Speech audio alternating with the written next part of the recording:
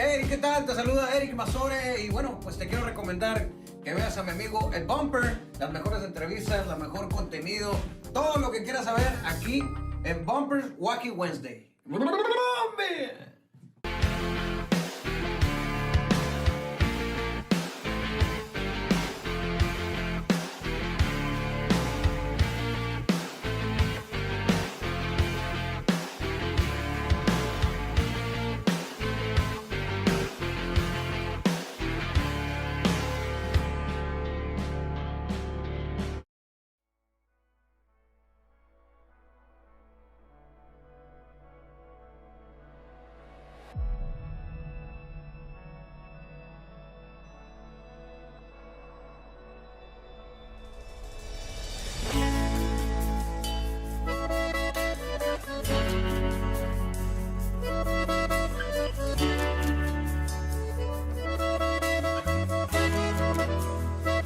No sé qué hacer, no es fácil despertarse a solas. La vida no se me acomoda, sigue estando a la mitad. Empiezo a ver señales y por todas partes. No sé si debo preocuparme, sé que esto no es normal. ¿Por qué no estás? Y yo creo que me he quedado roto. Ya no sé si existirá algún modo para olvidar. Otra vez igual, una vez más estoy hablando solo, porque tu adiós me está volviendo loco y voy sin novedad, preguntando siempre dónde estás. Otra vez estoy imaginándote por todos lados, mirando nuestras fotos como diarios solo para ver si algún día dejas de doler. Pero ni así, porque apenas entendí que amor como el nuestro no se vuelve a repetir.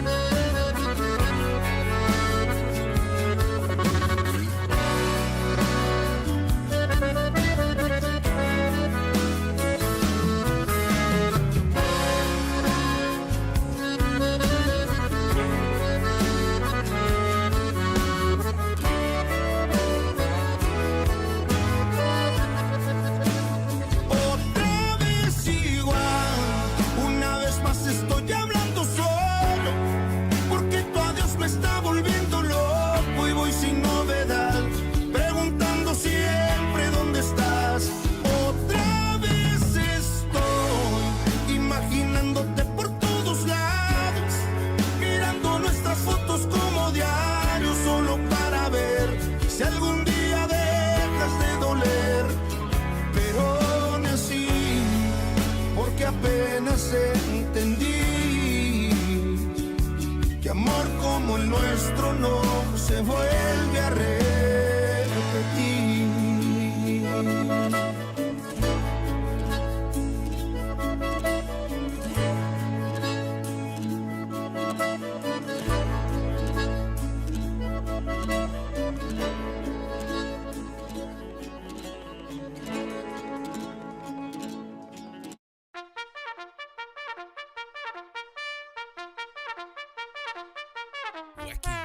Wacky Wednesday. It's Wacky Wednesday con El Bumper.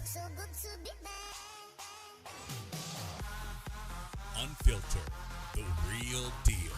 No pre-planning, no chingaderas. Straight up from the bill. Wacky Wednesday. B-Town's very own. It's Wacky Wednesday con El Bumper. Here's your host, Bumper Gomez.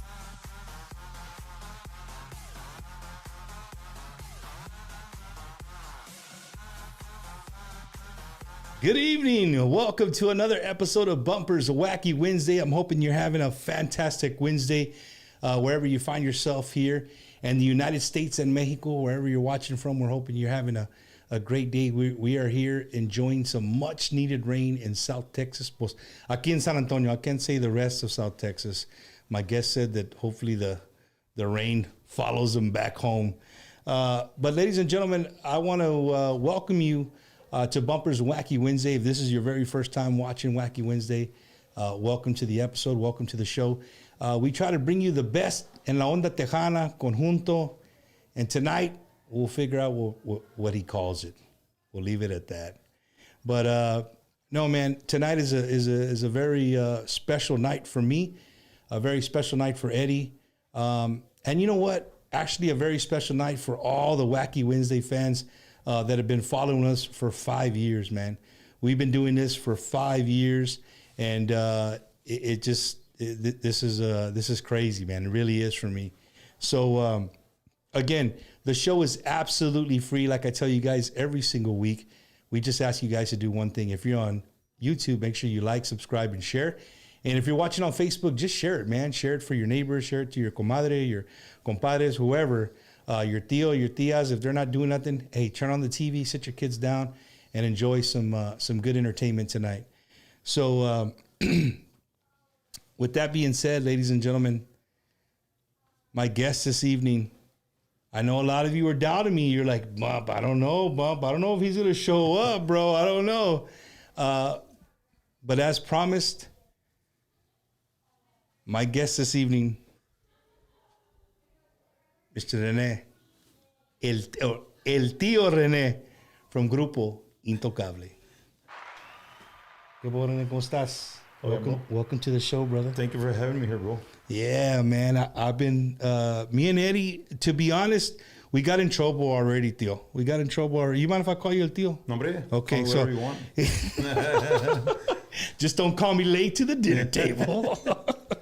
No, hombre, my wife got into us earlier because we revamped in here a little bit, and she's like, hey, I want that same attention that you guys are doing all day today. Eddie, what time did we get in the studio today? Early. About 11:30. We've been in this room since about 11:30. We fixed some stuff up that we've been meaning to do. And so, Rene, I want to thank you for blessing us with your presence and putting a little fire between me and Eddie to get this place cleaned up and ready to go, man. So welcome to the show, brother. Man, I'm like I said, I'm happy to be here. I've seen your show and like what you do. I asked about you a while back. Noe, or sound yeah, engineer. Noe, yeah, un saludo to Noe. Yeah, saludo Noe. We talked about you before in a good way, Yeah, of course. yeah. And I want to thank you you just told me 21 years of service in the Marine service in Corps, the man. Marine Corps, Thank yeah, you for man. that. And really, that I don't know if I can say it, but that takes a. Puro huevo, dile, man. You can say whatever you want Takes on huevos here, to be bro. there. That's right, man. That's right. And well, happy to be here, man. Never, you know, I didn't think I was gonna be able to do this. You know why? Because of the English part. So chinga, you know, I'm Dale, you can okay. puedes decir lo que tú que pretend this is the vlog, vato, because that's what we love you for is the vlogs. Yeah, he's not. I just opened the gate right there. No. The thing is, I'm used to saying bad words all the time, and I get. No, mad. dale, bro. I'm gonna try my best. I speak a lot of Spanish. I speak English too, of course, but I'm gonna try to mix it a little bit. Whenever I get like my tongue ties, You go into I'll Spanish. just go into Spanish real quick, and it'll get back to normal. I'm gonna try my best to do it, but thank you for having me here. I'm happy to be here and say, you know, be part of your show and be able to say hi to all the hello and talk to or message with the Tejano fans. Yeah, man. Yeah.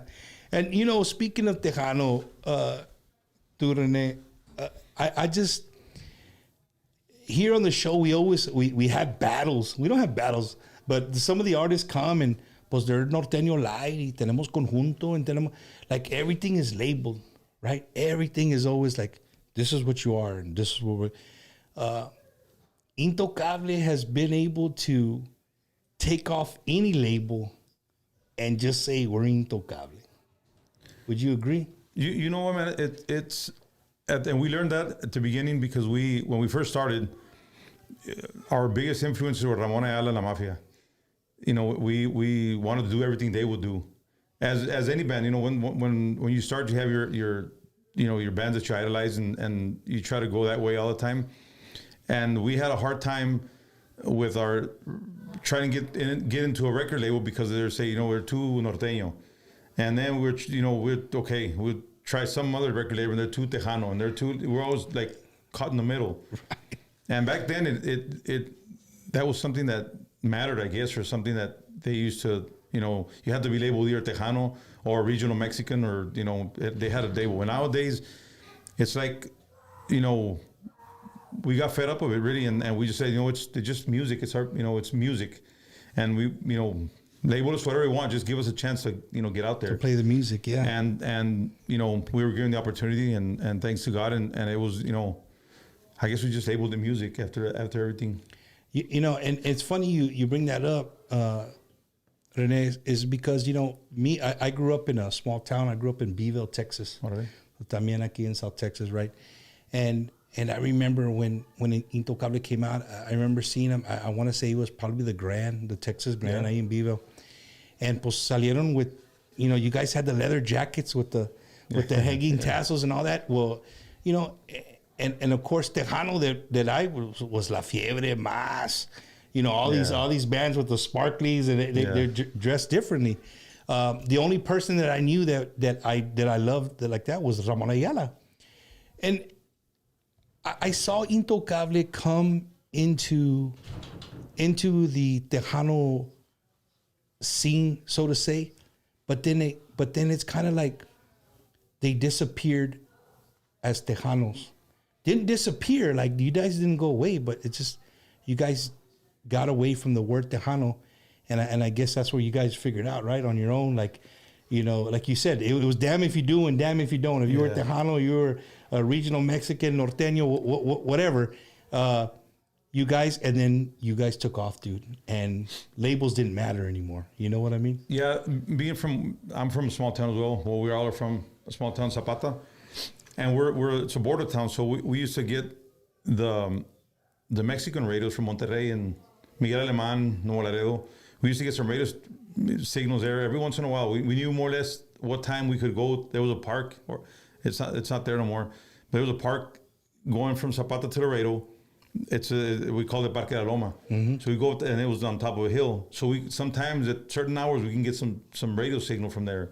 And Ricky, myself, and Josue Contreras, one of our friends and songwriters, we used to go out there and the truck just parked there, see what we could, you could catch. And we used to listen to a lot of music festivals and radio festivals in Monterrey. And then we go south towards Roma, and there were some areas there we could catch some of the radio stations from there. So those I remember those radio festivals so damn huge that 40, 50,000 people, and it was like crazy. It wasn't like from noon to 12, like a 12, 14 hour event all day long. It was crazy, and just listening to it, we couldn't see it, and then we wanted to be part of it. We wanted a chance of doing that or going there.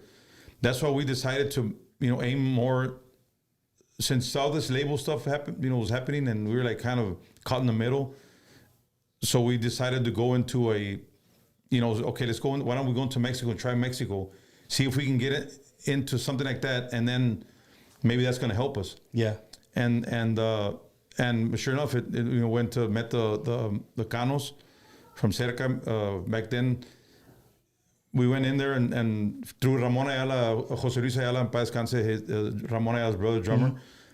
He's the one that took us in and showed you guys all the ropes and stuff. And he hooked it up with the Cerca people, and then we got in there and then we started doing after that, the label said we can get him here as regional Mexican or whatever, and it was, but it worked that way.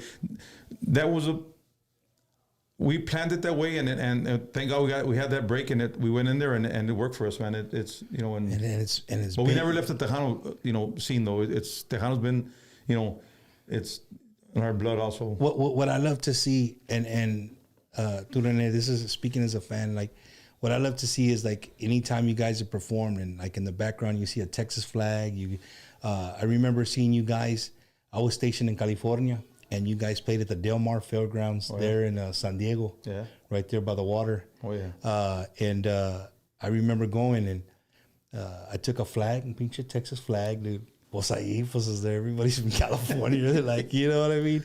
And so that's a memory that I'll never forget. Being there in California, and you guys representing Texas, and and to hearing everybody sing your music, dude. And then, you know, the more I followed you guys going into LA, and you guys sell out so many, like you got to do back to back shows. Yeah. There in California, man. You guys are loved everywhere.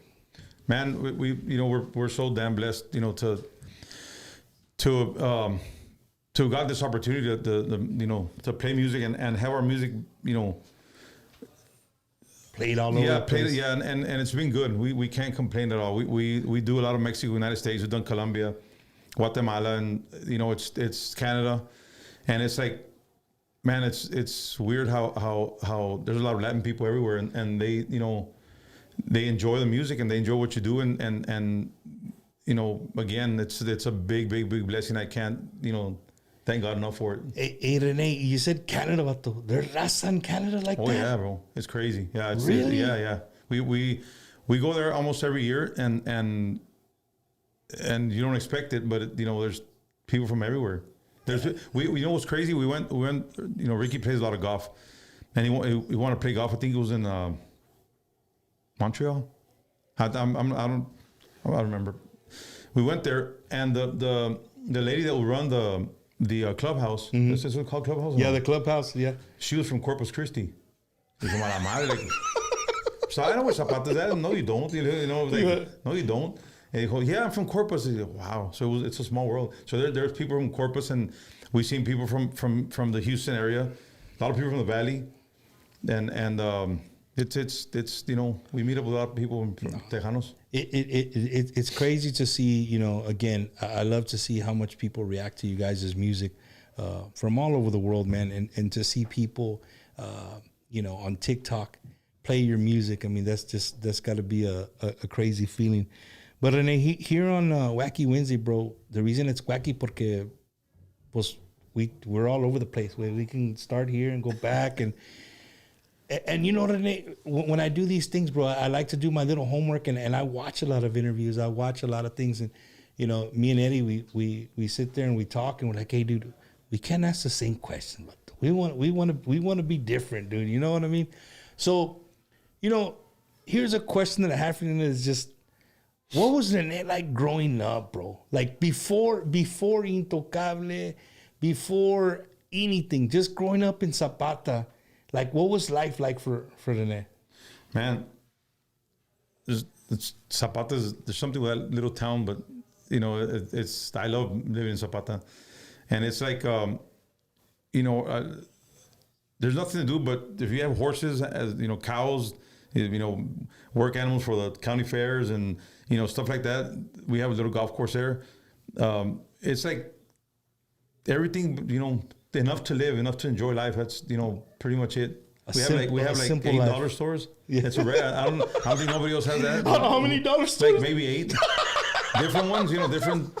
Pero y ahí está el ¿cómo se llama afuera? He's gonna be outside. Mario Mayhem. Mario Mayhem's everywhere.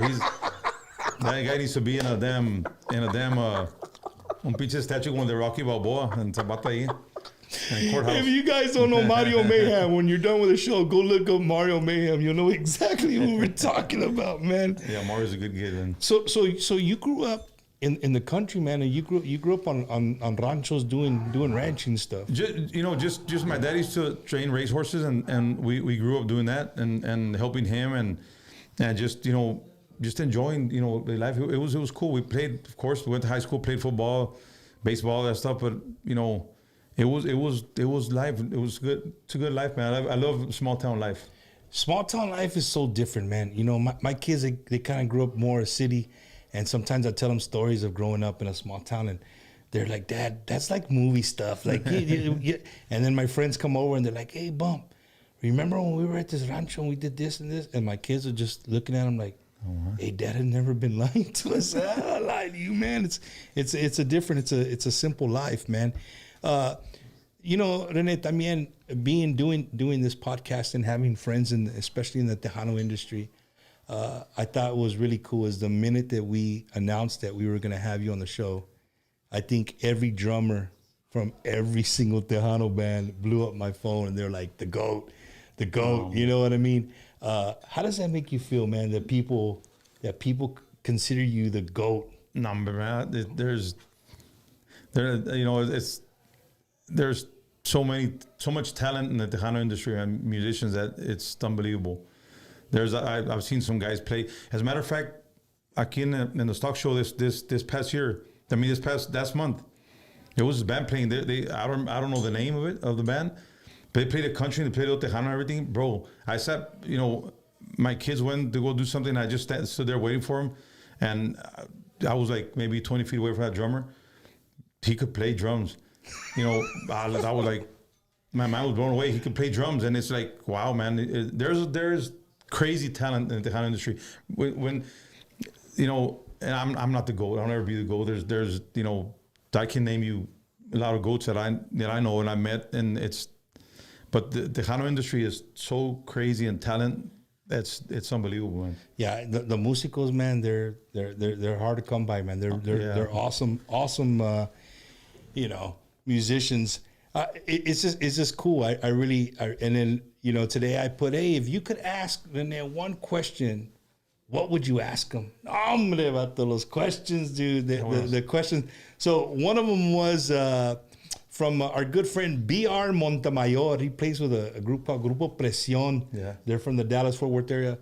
He said on Facebook, I think. He said, why GW? Is that the name of the band of your drums? GW, DW. DW. Why DW when you used to use the other brands? I don't know how I got into DW. I met this guy in California, Guillermo. He's been with DW company for ever and ever, and I met him. I think it was through him that I got into DW, and they pretty good. You like them? Yeah, they're good. They take care of you. There's a lot of Raza that works there, man.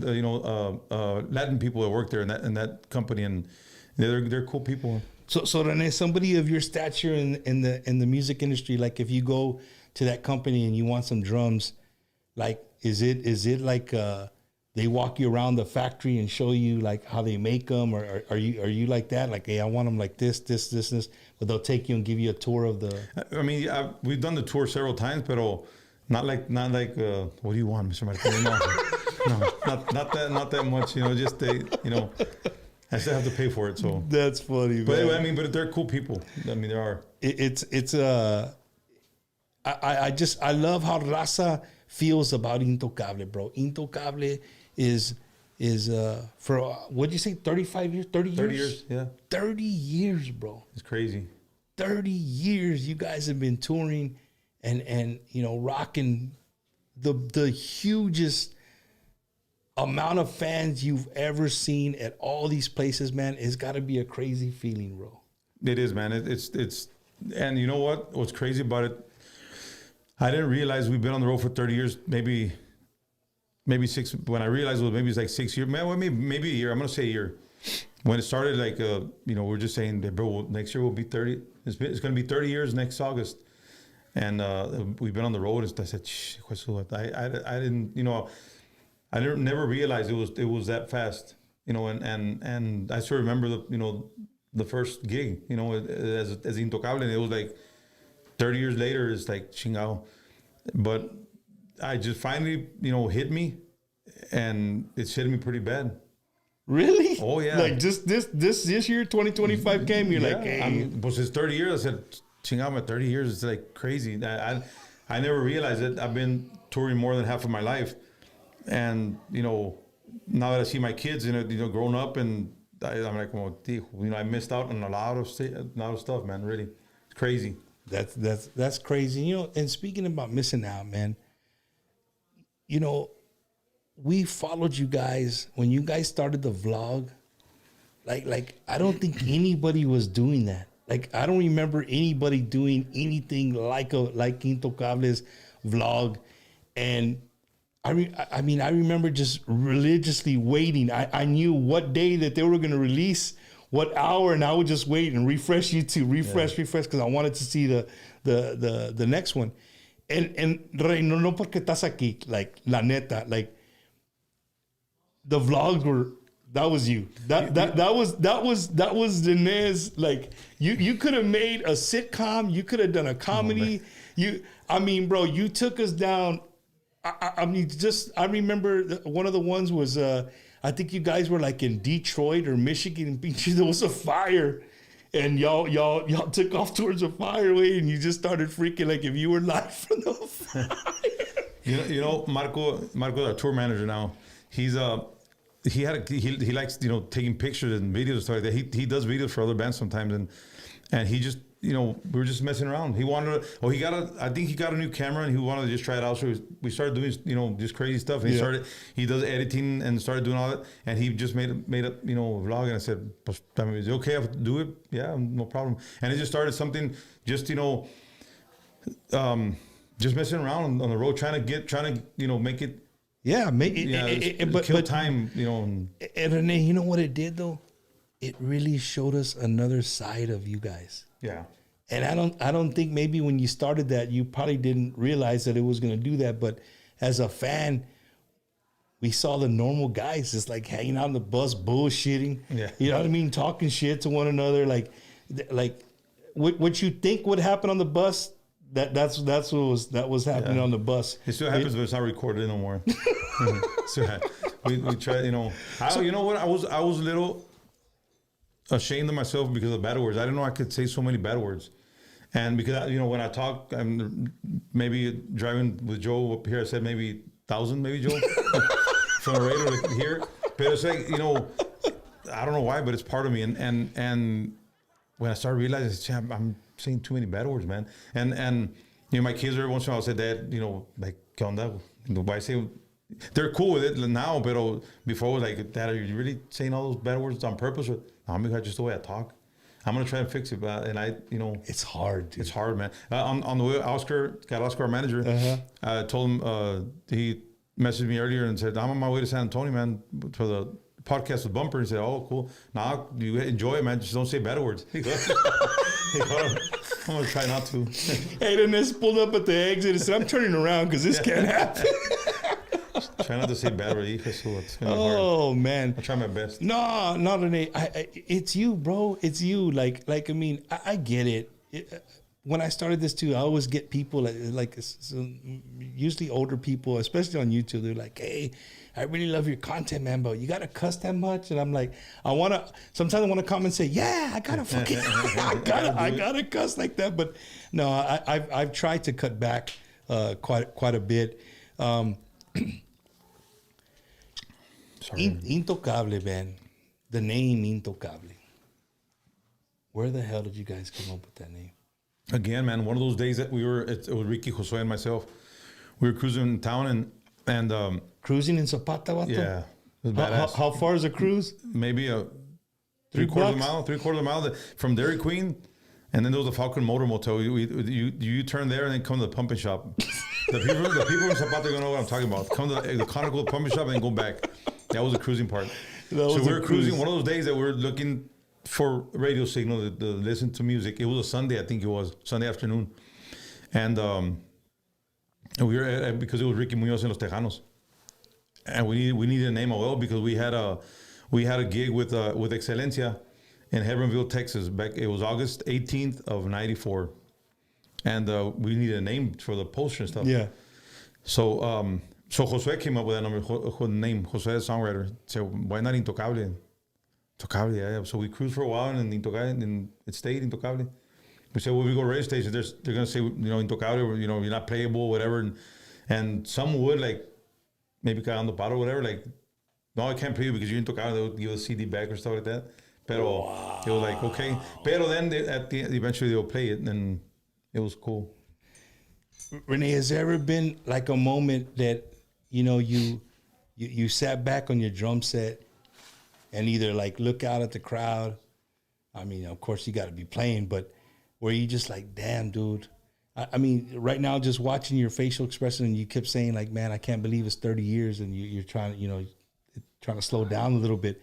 But in those 30 years, man, has there ever just been a moment where you're like behind your drum set and you're just taking it all in like, dude, I'm from Zapata, Texas, homie. Like, look at this right here. You know what? No, man. It's like that part of it. You know, I guess the day we ¿cómo se dice en English? El día que nos la creamos, que somos algo grande. That's the end of it, man. Really. I really, really believe that. You know, I've always said everywhere, whenever I get a chance to answer a question or whatever, you know, playing music is like a therapy. That's the way we take it. And we go on, we can have, like everybody else, any human being has problems, every family has problems. You can have 1,000 problems going on.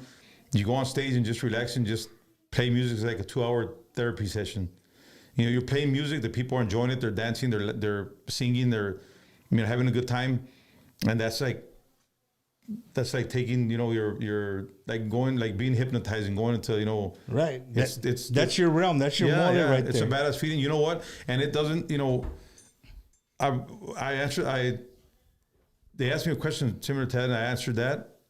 And then I got some like, I saw the feedback on it and said, yeah, well, you guys are Intocable. Oh shit, well, what about us? It doesn't matter if you're, you know, in front of 100 or 10 people, or if you're in front of 1,000 or 10,000 or 100,000. Doesn't, you know, if you play your music and you do it right, and it comes from the heart, man, it's therapy at the end of the day. You can't make music thinking with your pocket, with your bank account, man. That doesn't work like that. No, for sure, man.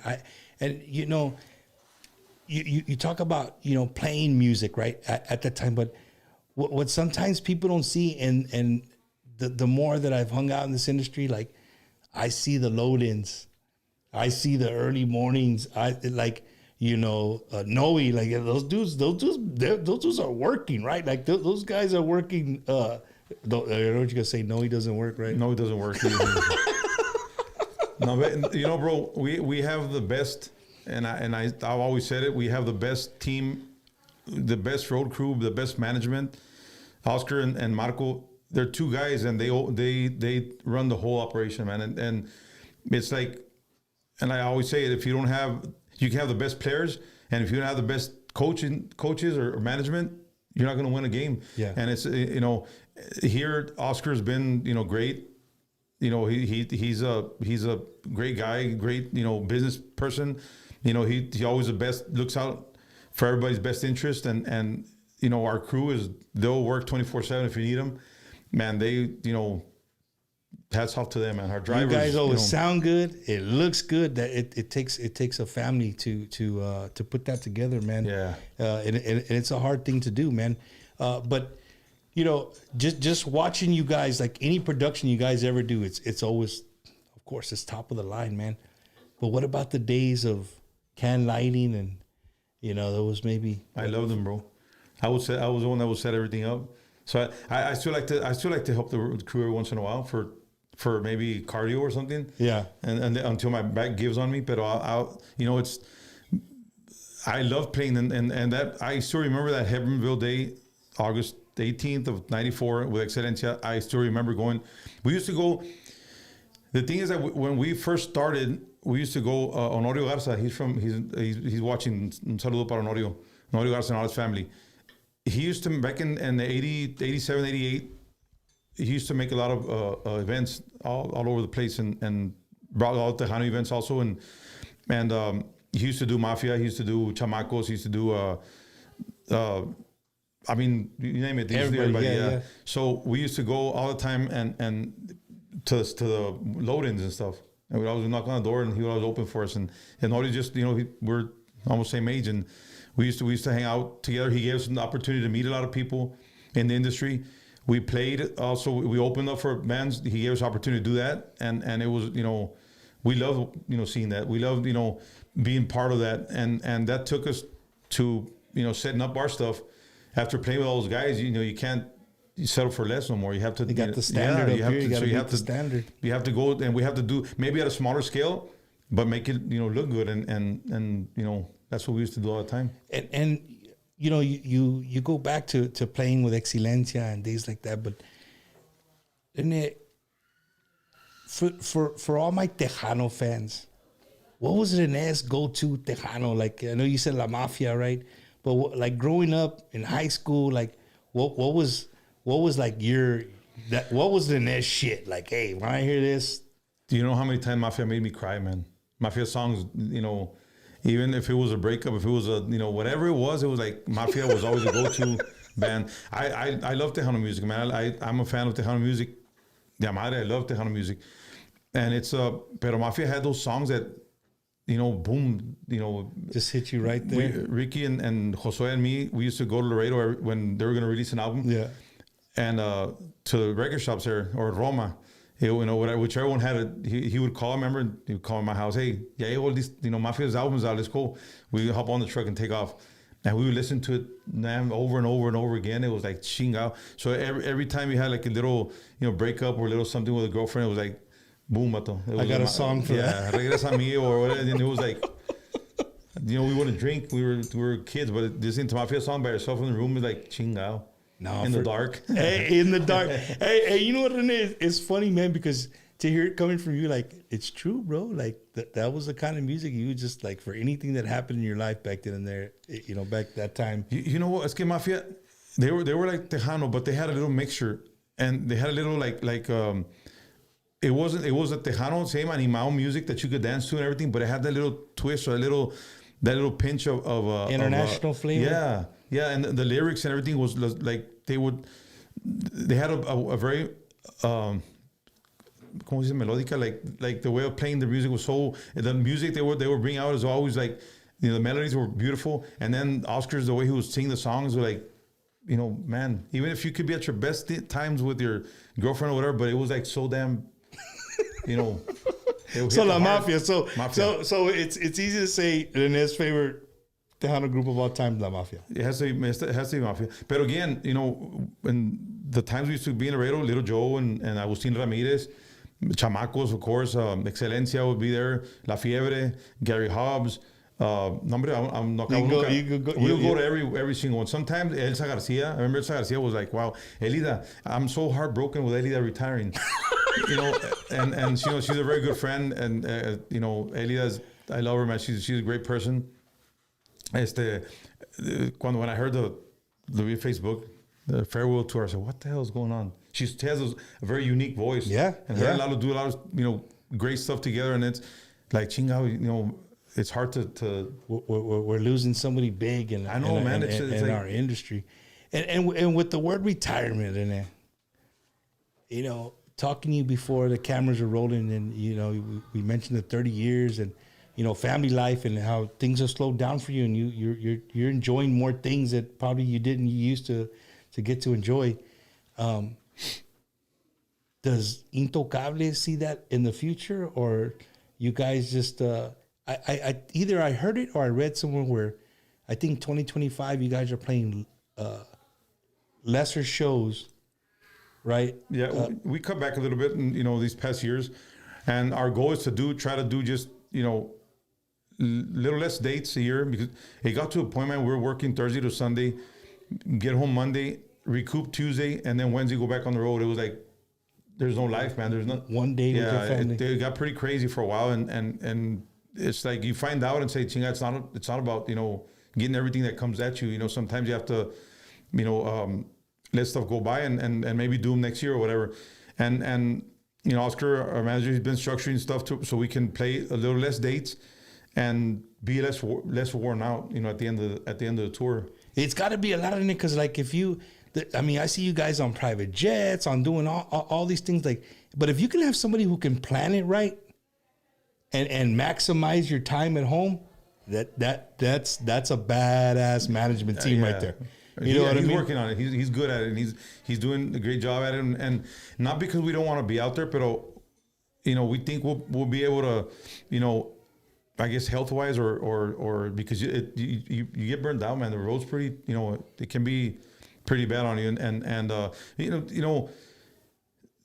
a lot of people don't understand that, at the end of the day, every artist is human. So sometimes you don't feel good, but you still have to be 100% because people already paid the ticket. So you have to go on there and you got to show your face. You got to do what you can. And it gets old sometimes, and it's hard, but that's why I want to, cut back a little bit and just, enjoy it more. And then bus life, being on the bus, man. And again, this is off of when I used to catch the vlogs and stuff. I mean, you guys are like brothers, bro. You guys are with each other all the time, vato. Yeah. But being a military guy, I've been stuck months and months in small places with the same people, right?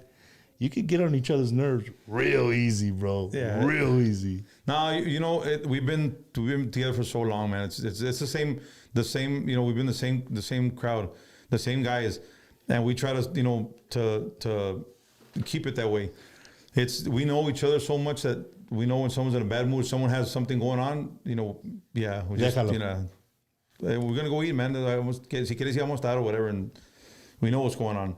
So I'm the one that gets on everybody's nerves sometimes because I can be a little kid most of the time. So it's easy to say you're the necio of the bus. I just that's my way of dealing with things, I guess. Just being on people's nerves. I mean, it's not good, but it helps. It helps me and it works for me. So I'm gonna keep on doing it, guys. Nah, for sure, man. Well, ladies and gentlemen, if you just joined us, we're here with Rene Martinez, drummer for the legendary group Grupo Intocable. For me, Rene, this is a big day for us here on the show, man. And again, I can't thank you enough, like for you guys being here. And to everybody who watching, man, this is your first time watching on behalf of Rene. Welcome to the show. We do this every single week. We try to bring you the best interviews in La Onda Tejana, and we do them live, right? I don't record them, Rene. This is de una vez. And then if you say a cuss word, pues ahí salió. No beeping, no nada. Yeah, no, night bell. But sometimes we have a banner. See, if you go off on a tangent on something, and I'll have Eddie put a banner. This does not forgive him. Forgive him. He didn't mean it. But we again, I'm going to go to some of those, you guys who responded today on our Facebook. We're going to go to some of those questions. I know a lot of you guys have questions for Rene, and I want him to feel connected with our fans, especially our Tejano genre. And Rene, I can't say it enough, dude. Speaking on behalf, and I'll be that guy. On behalf of all the Tejano fans, bro. And I mean this with every piece of my soul, man. Wherever we see you guys, whether it's on TV, on an award show, in an interview, in a concert, at a baile, wherever, Intocable for us is one of those, you slap your chest and be like, dude, that's us, right? That's us. Yeah. That's they are representing us. And bro, we couldn't have better dudes doing it. I appreciate it, man. And really, we always, Ricky always says that we're, proud of our Tejano roots, and we always take Texas with us wherever we go, and it's part of our life. And we appreciate every single Tejano fan that used to go to our, when we first started, our dances or everything, Rosedale Park. What we used to play with, there was 20 people at fucking, at 2 o'clock in the afternoon. But we enjoyed at 2 o'clock in Rosedale. We're the first ones to play, but we enjoyed it. We had with 20 people there with umbrellas y todo, but we had fun. Hey, but that's great that you say that, man, because we just had fanfare, dude. And fanfare, pues a veces tienen los stages on the side, and you walk by and there's like 20 or 30 people, and it's 1 o'clock in the afternoon, 1:30 caliente. And there's like 20 people, but there's a band. They're playing, man. So, to all the bands out there, like, not everybody started up here. Like it's a roller coaster ride, man. But you got to just stay consistent. Would you say that's is that a big part of Intocable, is just remaining consistent? Well, you have to, man. The worst thing you can do is jump on the wagon that's going the fastest or whatever you want to call it. You got to be true to yourself. And to what you do to the music, the same thing. You got to be true to your music. And if it happens, it happens. If it doesn't happen, but you were still true to yourself. Right. And that's at the end of the. You know what? Ahorita we mentioned about Tejanos, and I didn't mention it because I had it, but you went to another subject. I talked to Dicky on the way over here. Dicky Garza from Musicales. Yeah. That's another band that I admire. People more than a band and people. Badass musicians, people, man. They're great people. They're great people. I see them maybe every 6 months or maybe every year or more than a year. But every time you see them, like if you saw them yesterday, it's like, and musicians, I don't have to tell you who they are. They're an academy. Monsters, man. That's an academy. So many artists have come out of there, man. And what's crazy, Rene, is I had the privilege of going on a date with them. so to say, right? I was here putting a trampoline together for my son, and me habla Joey. But what are you doing? I'm putting a trampoline together. We're going to Laredo. You want to go with us? I said, where y'all at? We're in Poteet or Davis' place. We'll wait for you. Dude, I'm in San Antonio, bro. Like, I me cambié and I got on the road and then sure enough, they were all on the bus waiting. I jumped on the bus. So I'm thinking, hey, dude, I'm on the bus with the musicales, homie. Like, for me, it was like, so I'm thinking, okay, what's a party going to start? Like, you know what I mean? Badass. No, man. Hey, trampolines to go. Everybody just chills. Yeah. Go to the gas station. Everybody gets off at the gas station. They get their little food. Come back on. Tranquilo. A little bit of conversation, and then everybody just chilling again. You know, we got to Laredo. As a matter of fact, that night they played with Gary Hobbs. Saludos to Gary Hobbs there in Laredo.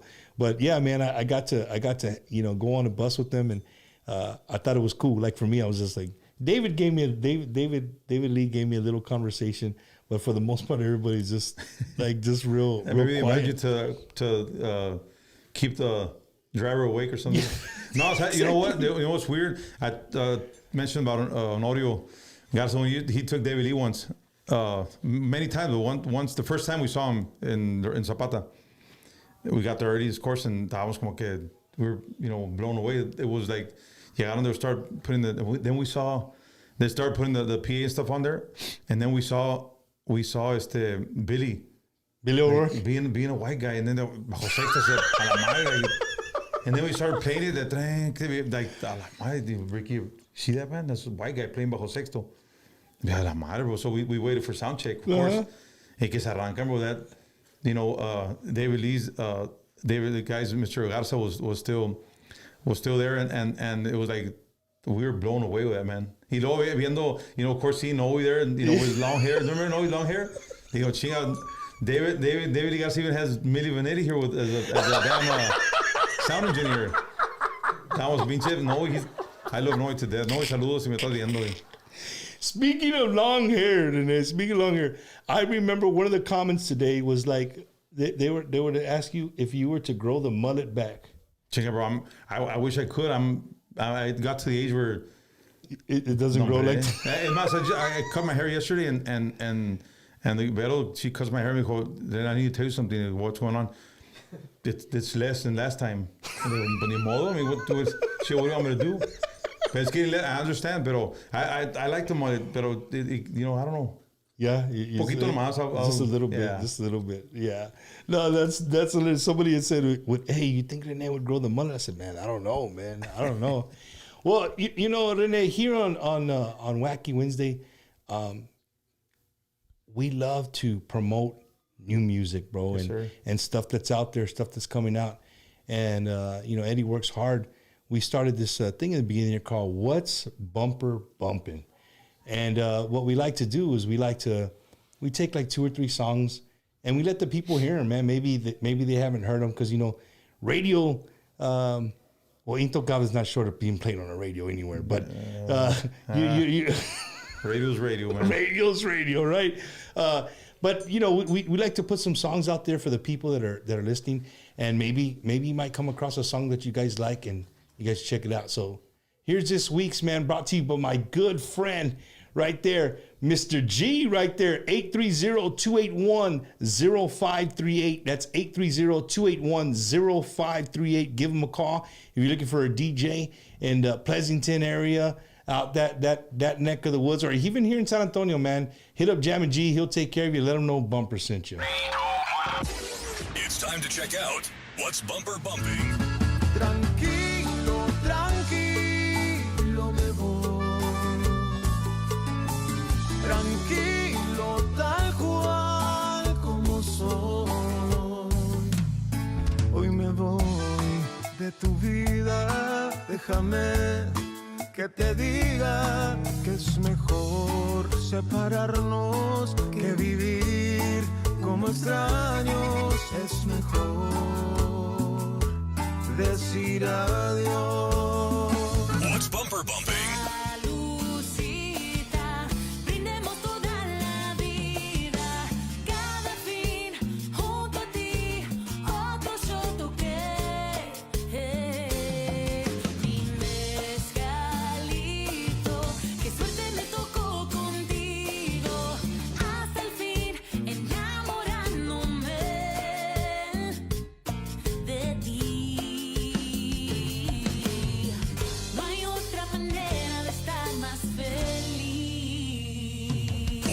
bumper bumping?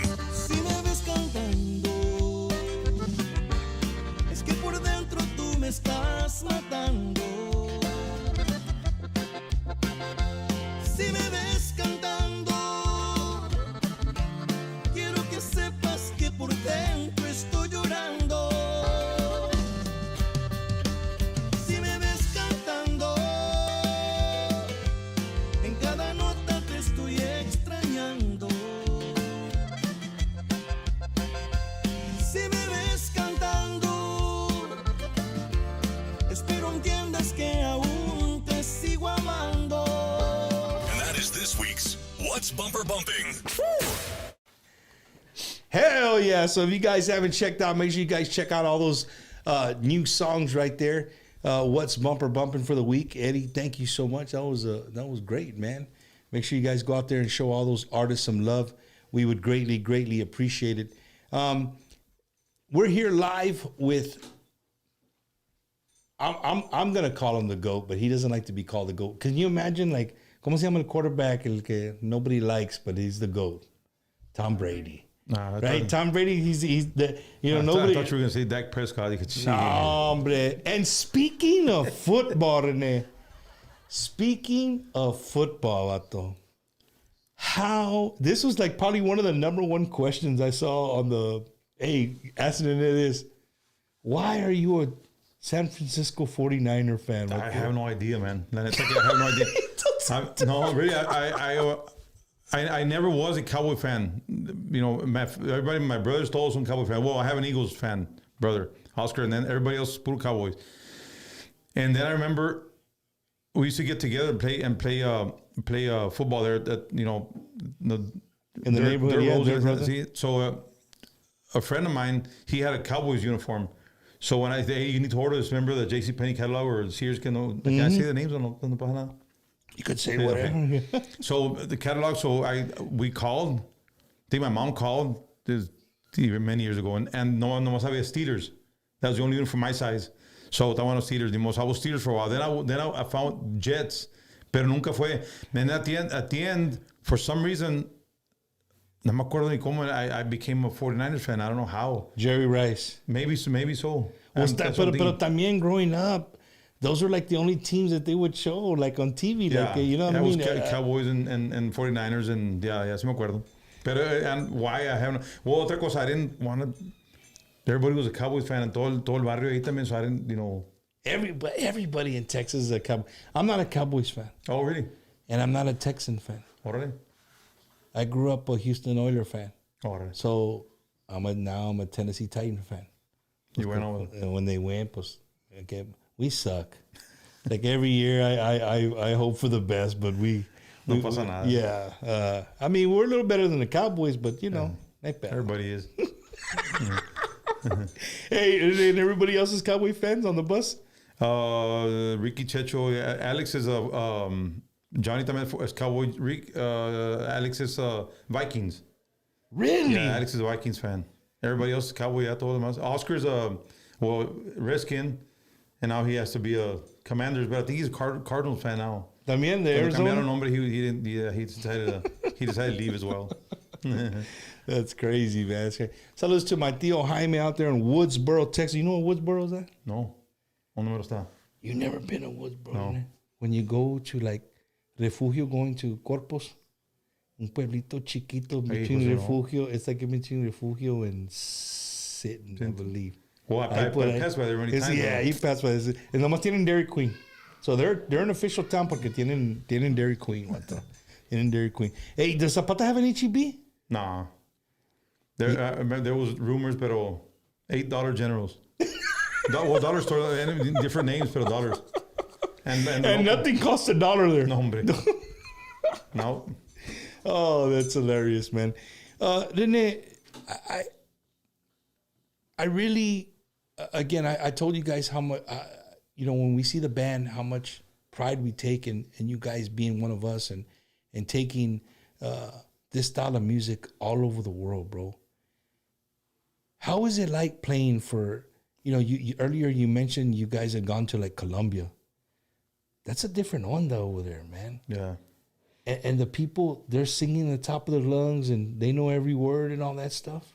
Yeah, well, Colombia's a lot of accordion music. I mean, it's just we got the break to go. We went and played there, and they knew some of our songs, and it's like a lot of these radio people have come down to Mexico and gotten a lot of music from here and taken it over there.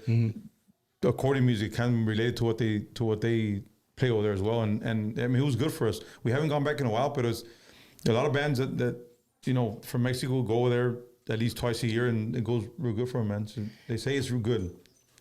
And here's another question that I couldn't wait to ask you in person. I mean, you guys can agree with me or disagree, but for years I would watch the Latin Grammy Awards. I would watch the what is it, Premios Lo Nuestro, all these groups, and always on the prime time TV, it was always the rock en español, the reggaeton, all that music. It was always those bands were the ones that were going to perform. Most of those are the awards that were shown in the prime time, right? En cuando I would see Chente win one, or but we never saw a cowboy hat. Never. Yeah. If you stop to think about it, like 15, 20 years, you wouldn't see that. Like, not that I can remember. Those award shows, like they would always show, again, all the urban kind of stuff, right? And it was kind of like the Mexican music was always, they knew it was there, but it was kind of like off to the side, so to say. We went to a Grammys, and maybe the guys are going to kill me for this, but I'm not talking bad about it, I'm just saying the truth. But we went to Grammys, we were nominated for a Grammy, and then we went there, I don't remember if it was LA or if it was Vegas. But we went there and we showed up and we got dressed and all, and they said, guys, you got to be ready at 2 or 3 o'clock in the afternoon. So we get there, and it was like, no cameras, no, everything was tranquilo there, just a little podium, and then there was some other, I don't remember the bands, but the Tejano bands there too, and we're all sitting like real close by. I said, where's everybody else gonna sit? Like the actual, like the artist you just mentioned. Yeah. Like where they're gonna sit at? We're sitting here. I don't think they're gonna sit up there or in the back of us. So it was weird. So I had a weird feeling about it. So estábamos sentados ahí, we didn't win. And then se acabó. They presented, everybody went up there, nobody clapped, nobody, nada. No, it's weird, man. So de repente someone comes up and gets a mic and, thank you guys got to exit the room, whatever, in the place. And so it was done for us. So that same night, someone canceled upstairs. There were like 3 tickets. Someone didn't show up, and the record label told us they had 3 tickets. We want to go, just take a look at it. Yeah. So we sat way the hell up there, and it was like the actual American Grammy. Mm-hmm. So there was a lot of artists, white, gringos de todo, and then Vicente Fernandez came up.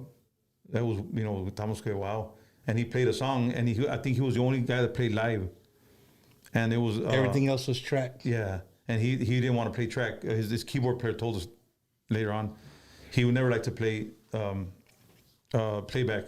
Mm-hmm. So he played live, and then he finished. As soon as he finished, there's a song.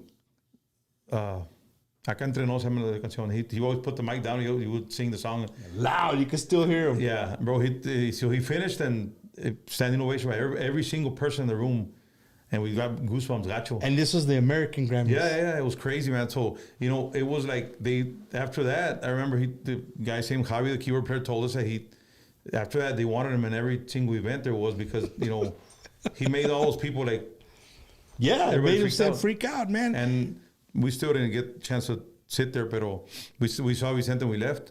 And after that, we've been to several of them. And would you agree though? Would you agree with me though that that's how it kind of was? Like, yeah, I mean, the thing is that it's, and I understand what they try to do. They try to put people on there that say, oh, that nowadays it's all about social media and stuff. So the more likes or the more followings I get, the bigger the artist is. Pero they that's something that's not for us no more. If you ask me, you didn't ask me a question, I'm no, dale, yeah. It's something that's not for us no more. We don't work like that. We don't. If we get, if you see our social medias, they're not crazy in numbers, like other, right. and we're okay with that. We still survive. We still work, and we still work a lot, and we're blessed in many other ways, but we don't have that. And so we decide not to. If we're not nominated or nothing's going on, we're cool. So that's nothing for the up and coming bands. If you're not nominated for something, that doesn't mean you're no good. It just means that you weren't. The committee didn't pick you this year. Yeah, who's the committee? It's crazy that somebody in your stature. And I hate to keep putting you like that, but that's just the way it is. Stop it. You see it. I mean, even you at where you're at, you see that. You understand that. That's just the way the fucking dice roll sometimes. You know what I mean? No pasa nada. It's it's not good. And when they tell me, advice you give to the up and coming bands or whatever, or even drummers, musicians, whatever, a lot of people and a lot of these, bands think that if you don't make it, like nowadays you see a lot of bands that are, recording cumbia, stuff like that, and they're boom, hitting, and that's bad for them, good for them. I applaud them. It's badass. But that doesn't mean that if you do it, it's going to work. And I met a lot of these kids that say, "Nah, we tried this stuff, but it didn't work, and pues ni modo." It's not ni modo. You're a badass musician. Yeah. You can do a lot of stuff with your talent. Just do it. You have to be. Don't jump on anybody's wagon and try to do the same thing, because if it doesn't work for you, you're gonna be, aguitado. Yeah, and that's not the way to go. And that same thing here. Okay, we weren't nominated, but we were nominated, but we lost against somebody that doesn't even have or has the first single out. And they already, they won a Grammy. Okay, good for them. But we still have work, thank God, every weekend. And we still tour and we still do good. We still do some sold out, some 70, some 80, some 60, but it's good. Yeah. This gets a little, it's not controversy, but I saw a few interviews back. And somebody had asked you, about like all the groups like Frontera and Feed Me, all these groups, like all of a sudden, again, two separate types of music, right? But still regional Mexican, so to say, falls in that criteria. They came and they just went straight to the top. But when you climb to the top so fast, what's the hardest thing to do? Is to stay on top. Yeah, like you gotta have maintenance. Right. And so when, doing music interviews and talking to people, sometimes I get interviewed and people ask me about music questions, and I always, I will always refer back to Grupo Intocable. Because the way I see Intocable is, yes, you have all these groups that have skyrocketed, right? They just, there was a lot of money behind them, and they go up to the top and they stay up there, couple of songs, whatever. If you play the song enough on the radio, you're eventually gonna like it, right? I mean, that's just how it is. It's injected into you. Exactly. But Intocable, bro, 30 years. Hey, you started right here, and yeah, y'all guys might have had some number ones, but for the most part, the way you guys are, you never sold it to us like that. You just kept like this. It's just constantly going up, gradually growing up, just gradually going and going and going. You didn't care if these groups came out and they pegaban con una canción or two, right? Intocable is still Intocable, right? And it's harder. It's harder for us. It's not hard to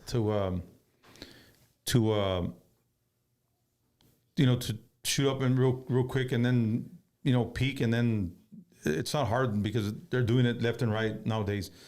And I'm gonna say it. I have a lot of friends in the record label industry, and they're good people. Some don't say hi when they see us no more, and that's okay. Some they still call us every once in a while, and we still have a relationship with some of them. And but I'm gonna blame it all. And this is for me. I've said in interviews before. This is not Intocable talking. This is me. Okay.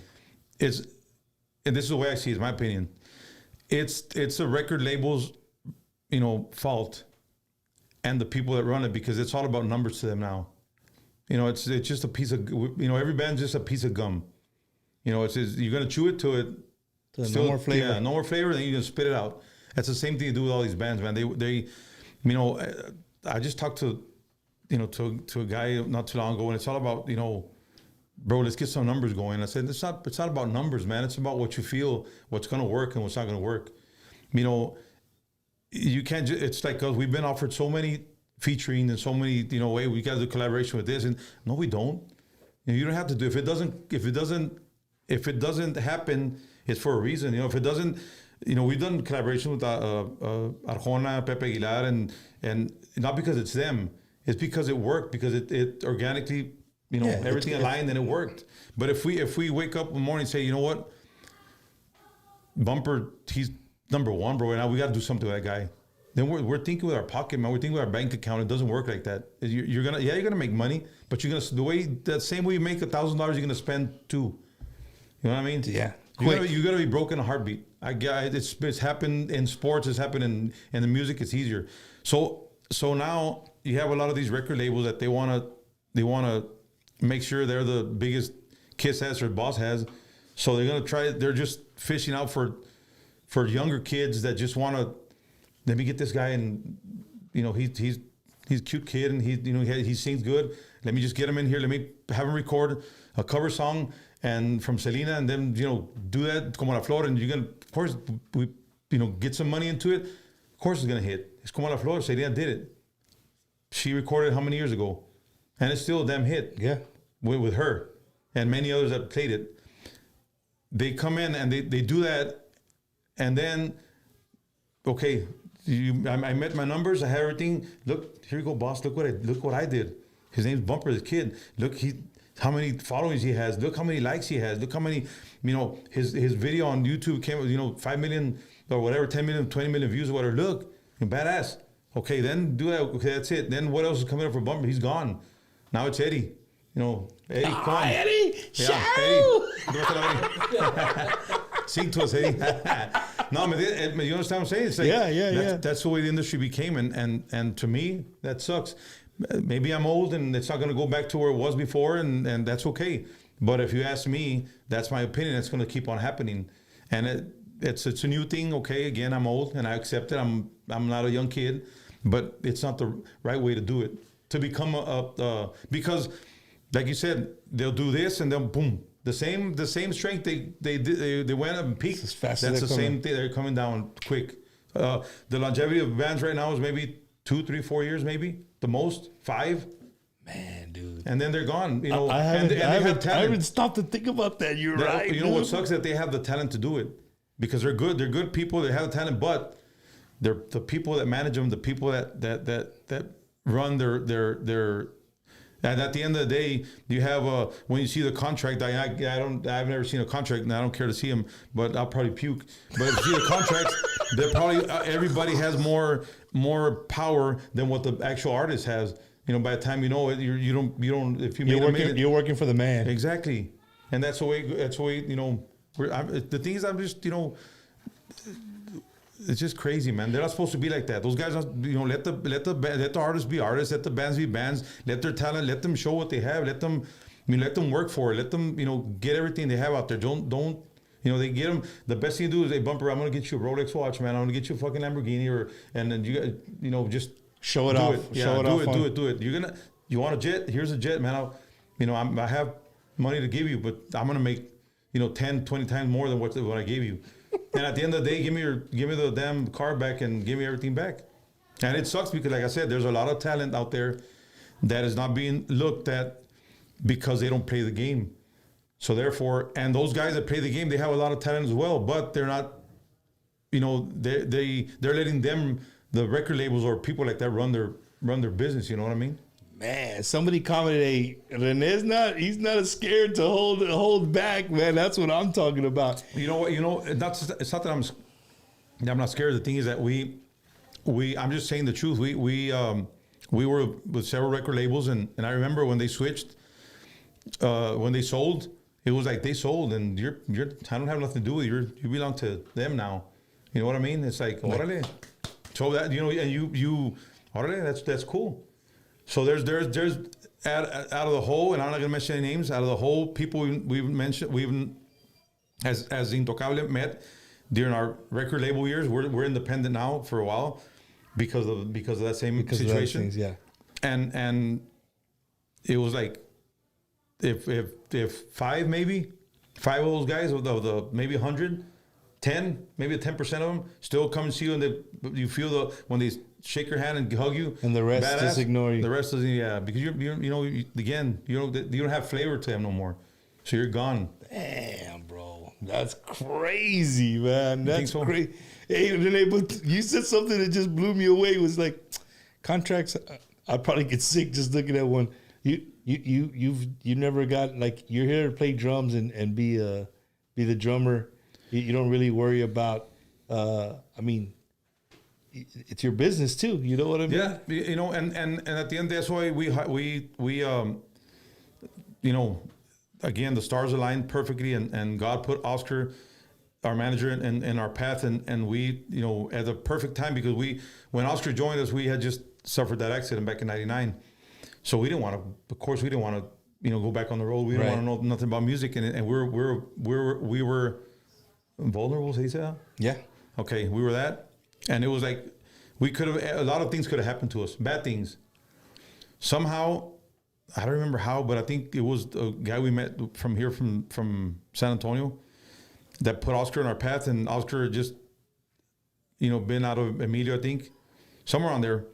So when we met Oscar, Oscar's first gig was in Carrizo Springs at the Bear Country, something like that. It was a club, un salon like that, yeah. And but we were used to, hey, what's up? Hey, Rick. Hey, shit, man. Oh, I love you. He told us, I'm going to get you, man. We're going to do this. We're going to do that. And I'm going to do it. And Oscar was just like, hey, guys, I'm Oscar. And already started talking to the road crew, started talking to everybody and to the guys. And it was like, This Bato doesn't like me or what? Yeah. Oscar. And then at the beginning, we were like, are you sure that's what we need in our, and thank God we never switched them. And I can't thank God enough for aligning this up for us and putting us in the same path. He's done great for us at a business level, at a personal level, like a friend as well, and the whole family, man. They're great people, and he, like I said, you have to have a good coach and good management to win, Super Bowls. And that guy can win a poker tournament. I can tell you that. I guarantee you he will. Dude, that face, his face does not change. I got to just briefly talk to him a little bit in Las Vegas. I think it was Vegas. He was at the Tejano convention that they have every year, and I got to meet him real quick. And then again here at Cowboys, I forgot who was playing. And he came and I got to just shake his hand and stuff, but his face doesn't. Yeah. His face doesn't change, man. Like, he doesn't change. He's the same guy that since we met him a long time ago, and the same guy. And like I said, we're blessed to have him on your team. Our team, man. Too, man. I wouldn't change our team for nobody. That's what I'm talking about. Well, ladies and gentlemen, we couldn't do the show without the help of a lot of people that love Tejano music and continue to let us do. Me and Eddie bring you guys bumpers, Wacky Wednesday. Show them a little bit of love. Looking to purchase your dream home or what to sell your existing home? Call our friend Ricky Ray, the realtor, at 956-424-5724. He will help you get approved. No credit, low credit, no problem. So give him a call today at 956-424-5724. Blue Agave Travel proudly presents Tejanos in Paradise 2026. No passport required, selling out of the Port of Galveston with a full-service casino, dancing, and more. February 1st through the 7th on Carnival Cruise Ship Dream.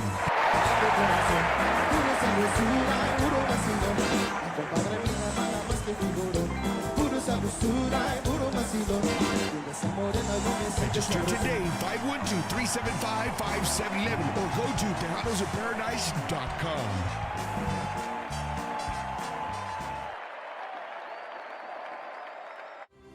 Are you a disabled veteran unsure if you're receiving all the benefits you deserve? Contact Just for Veterans, Coach Retired Sergeant Major United States Marine Corps, Oscar Ornelas at 951-388-4072. With a deep passion for serving veterans from all branches, he specializes in VA ratings to ensure you receive what you've earned for serving our nation. At Just for Veterans, getting your disability claim processed is now straightforward, thanks to our veteran design system. Don't delay. Book your consultation today with Oscar Ronellis at 951-388-4072. Remember to mention you've seen this ad on Bumper's Wacky Wednesday. Just for Veterans, if you don't win your claim, you don't owe us anything. Your benefits matter, and we're here to help. It's gonna be a Cinco de Mayo weekend Tex-Mex violent celebration like no other at the WC Social Club, West Chicago. Saturday, May 3rd, Midwest Conjunto Promotions presents desde Laredo, Texas, Tony, Tigre Science y La Rosa de Oro. Te irá mejor sin mí. Tony, Tigre Science y La Rosa de Oro. Maldito licor se me agota y no el dolor en mi alma. DJ Deluxe will be spinning the jam, and Bumper Gomez from Bumper's Wacky Wednesday is your special MC. Dance from 8 p.m. to 1 a.m. $35 gets you in. 18 and over welcome. The WC Social Club, 920 Roosevelt Road, West Chicago, Illinois. En vivo, desde Laredo, Texas, Tony Tigre Science y La Rosa de Oro. Dime si soy. Saturday, May 3rd, Cinco de Mayo weekend. Brought to you by MidwestTejanoRadio.com and Midwest Conjunto Promotions. Don't miss it. Lleva tu música al siguiente nivel con bajos sextos M3. Bajos sextos y bajo quintos, 100% profesionales, hechos a mano con la mejor calidad. Perfectos para cubrir todas tus necesidades musicales y a precios accesibles. Llama ahora al 2102-041903 o búscalos en Facebook e Instagram. Bajo Sextos M3. La música comienza aquí. Imagine a porch that protects itself, a door that locks on its own. Imagine being in two places at once, lights that work like magic. Imagine what you could do in a home like that. Now, stop imagining. Call Laura Hernandez at 210-262-8402 to start protecting your family and home with Vivint today.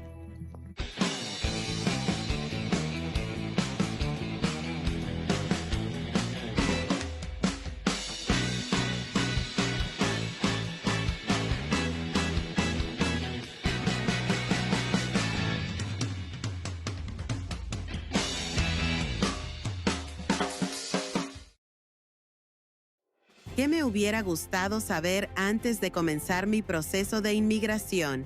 Que con Villa Immigration Lawyers no estás solo. En Villa creemos en un servicio de inmigración diferente. No somos solo abogados, somos tus compañeros en este viaje hacia tu nuevo hogar. Llámale al attorney René Sarasúa al 210-97-910-18.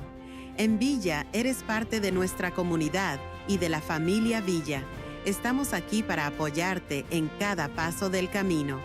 Con Villa Immigration Lawyers, no estás solo. Comencemos este viaje juntos y hagamos de Estados Unidos tu nuevo hogar. Left the phone on chingado, hijo. It's a simple life.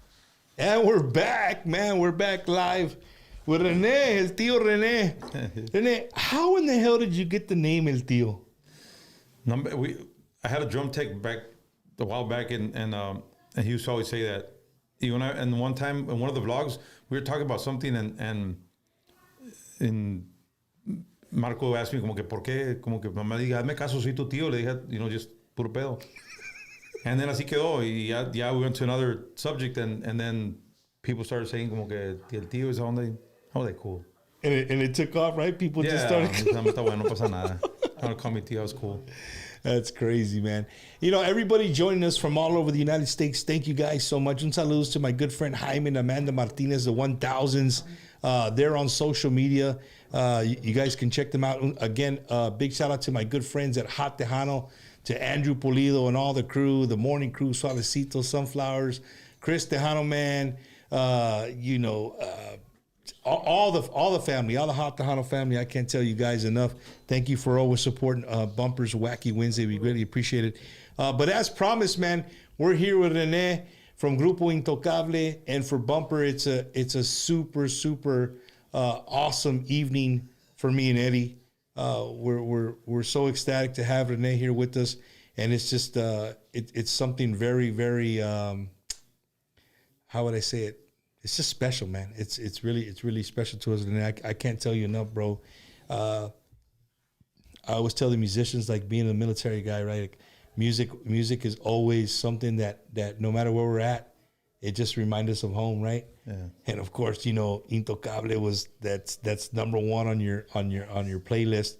And I mean, I remember just drinking beers at 20 years old, 21 years old, being away from home and just drinking beer, and living in North Carolina with all my friends. I listened to my good friend Mario Reyes, and we would play Intocable. And we had the CD books. It wasn't good now. Instantly, they had all the CD books, man.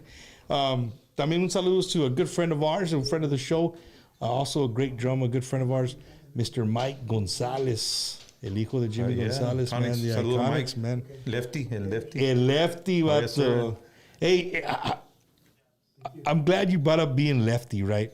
So I always noticed that, you know, a lefty drum kit, it's completely opposite. Like putting on a glove, right? If you're left-handed, right-handed, it's completely opposite.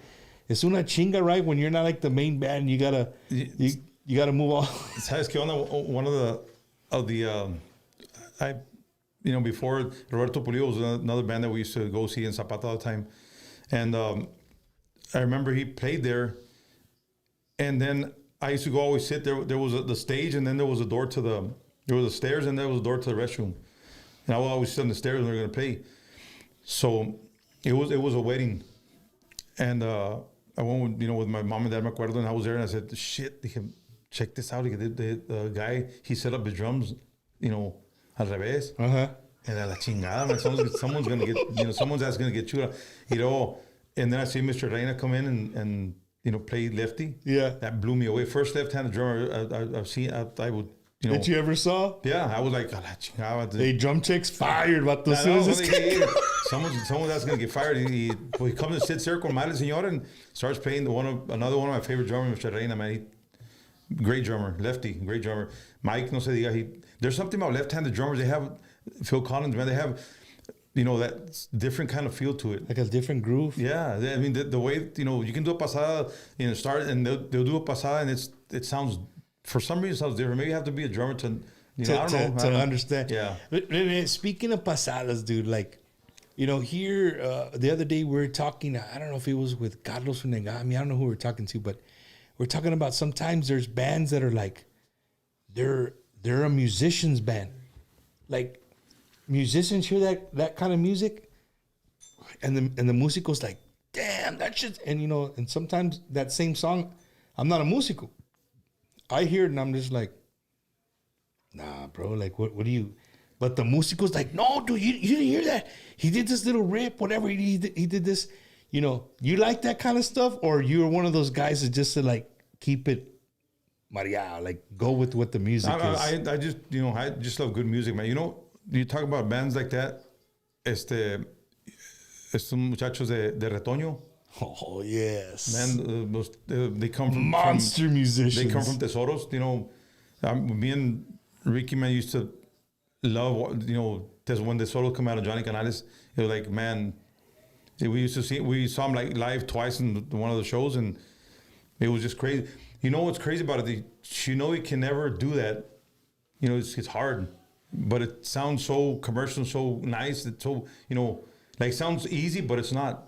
¿Sí me entiendes? Yeah. It's still like, as a músico, you know that's hard to do what they're doing. I don't know shit about chords and stuff like that, but you know, playing accordion or nothing, but just those guys make it seem so easy, man. And you know, they come from a family of musicians that they're unbelievable, man. You know, the way they play. And speaking of families and musicians, did your family eran músicos? No, not my family, no, nadie. Nobody played you know, was a musician. Que me acuerdo, no. I don't even know how I became a musician, man. I have no idea. I liked it. I like music. You like jamming music. Yeah, pero I don't even know how it, you know, came about me being a drummer or I tried high school. It didn't work for me in school, you know, band. Yeah. It didn't work for me.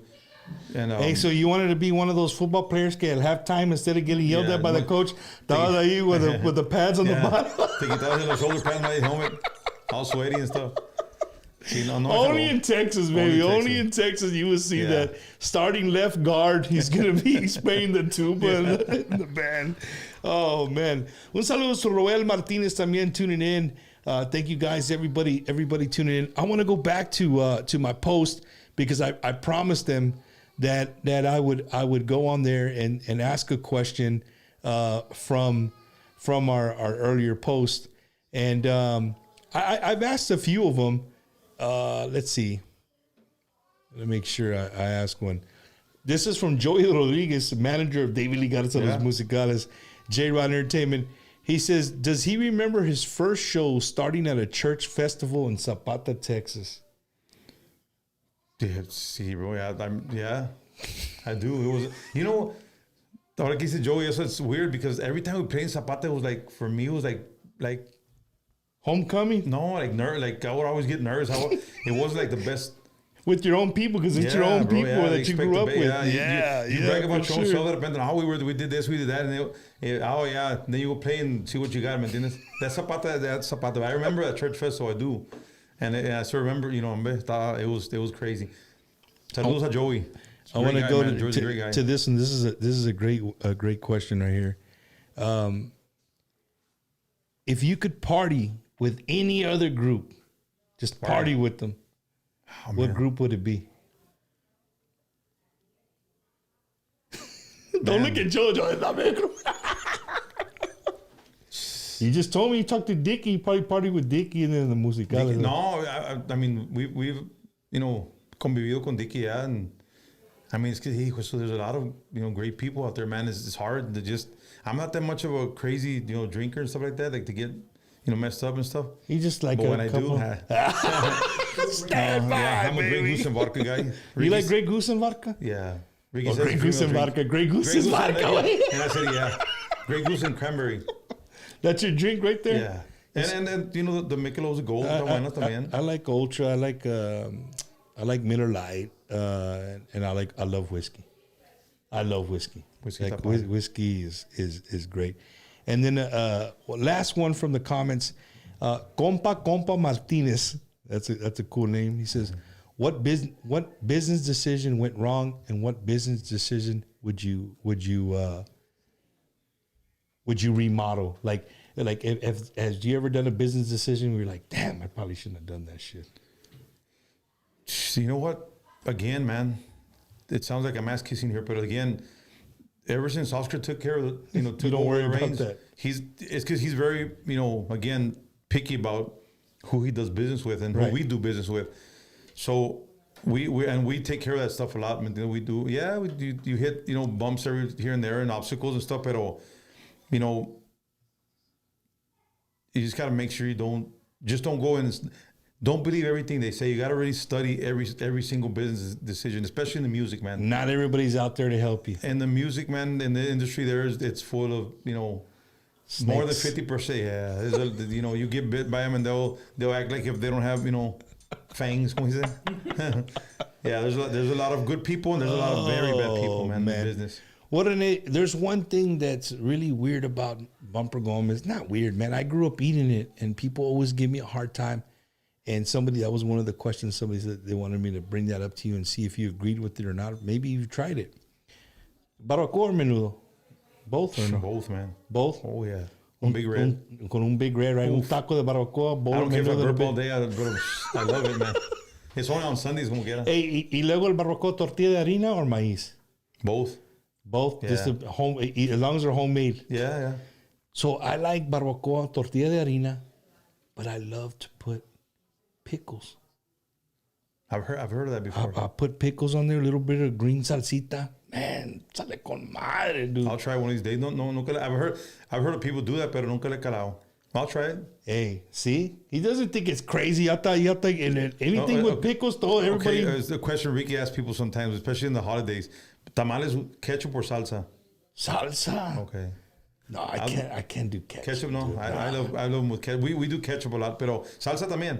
green salsa. I love green salsa, but we do ketchup every once in a while. I like them. I like the tamales. Like the next day when my wife puts them on the comalito, right? Like just a little toasted, little bit toasted. When it starts burning a little bit, smell up the whole house. Rene, speaking of the house, man, what is a typical day like for Rene at home, man?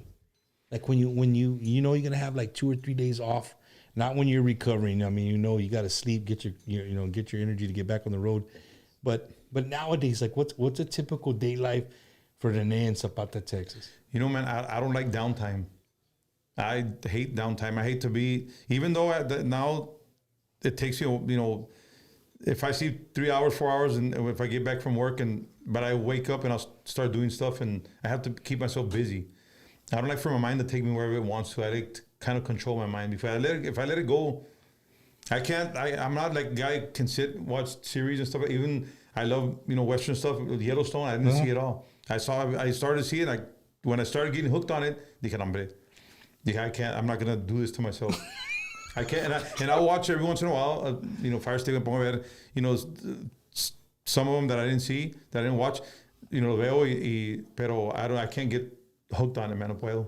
Man, I'm an outdoor person. Always. And Rene, I think a lot of people in the Tejano industry and Norteño, Mexican, a lot of people wear the cowboy hat. A lot of people wear the cowboy boots.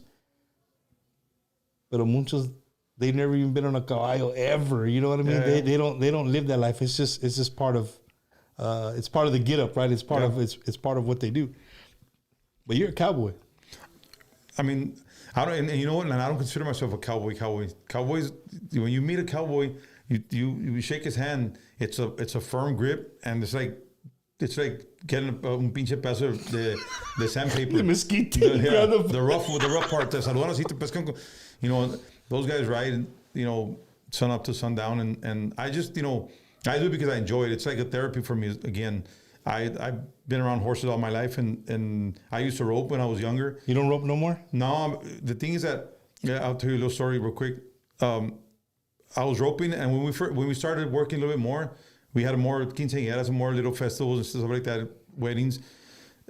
Ricky's dad también, he told me, they went out to roping. I was roping there, and he told me, chinga, estás bien loco tú. Te vas a pescar un dedo. And then, I guarantee you roping's not gonna feed you. And the music, y'all are doing better. Te vas a pescar un dedo. I said, tiene razón. I respected the man a lot. He helped us out in our career, tremendously. And just advice. He was a person that never told you, what you wanted to hear. Right. He's going to tell you the way it was. And that made us work harder too. So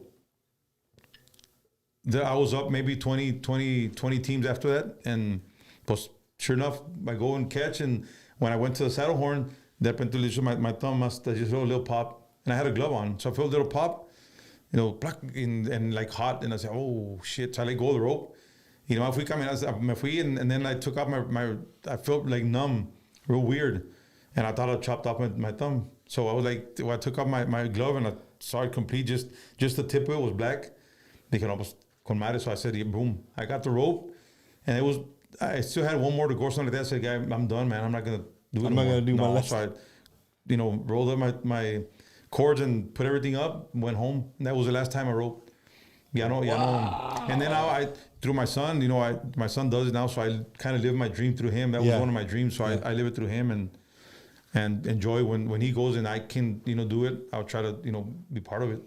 Then, living here in Texas, and you guys, again, through the vlogs, we've learned so much through you guys through the vlogs. You guys go to restaurants and sit down and eat or whatever, but it's usually at a time that the restaurants aren't busy.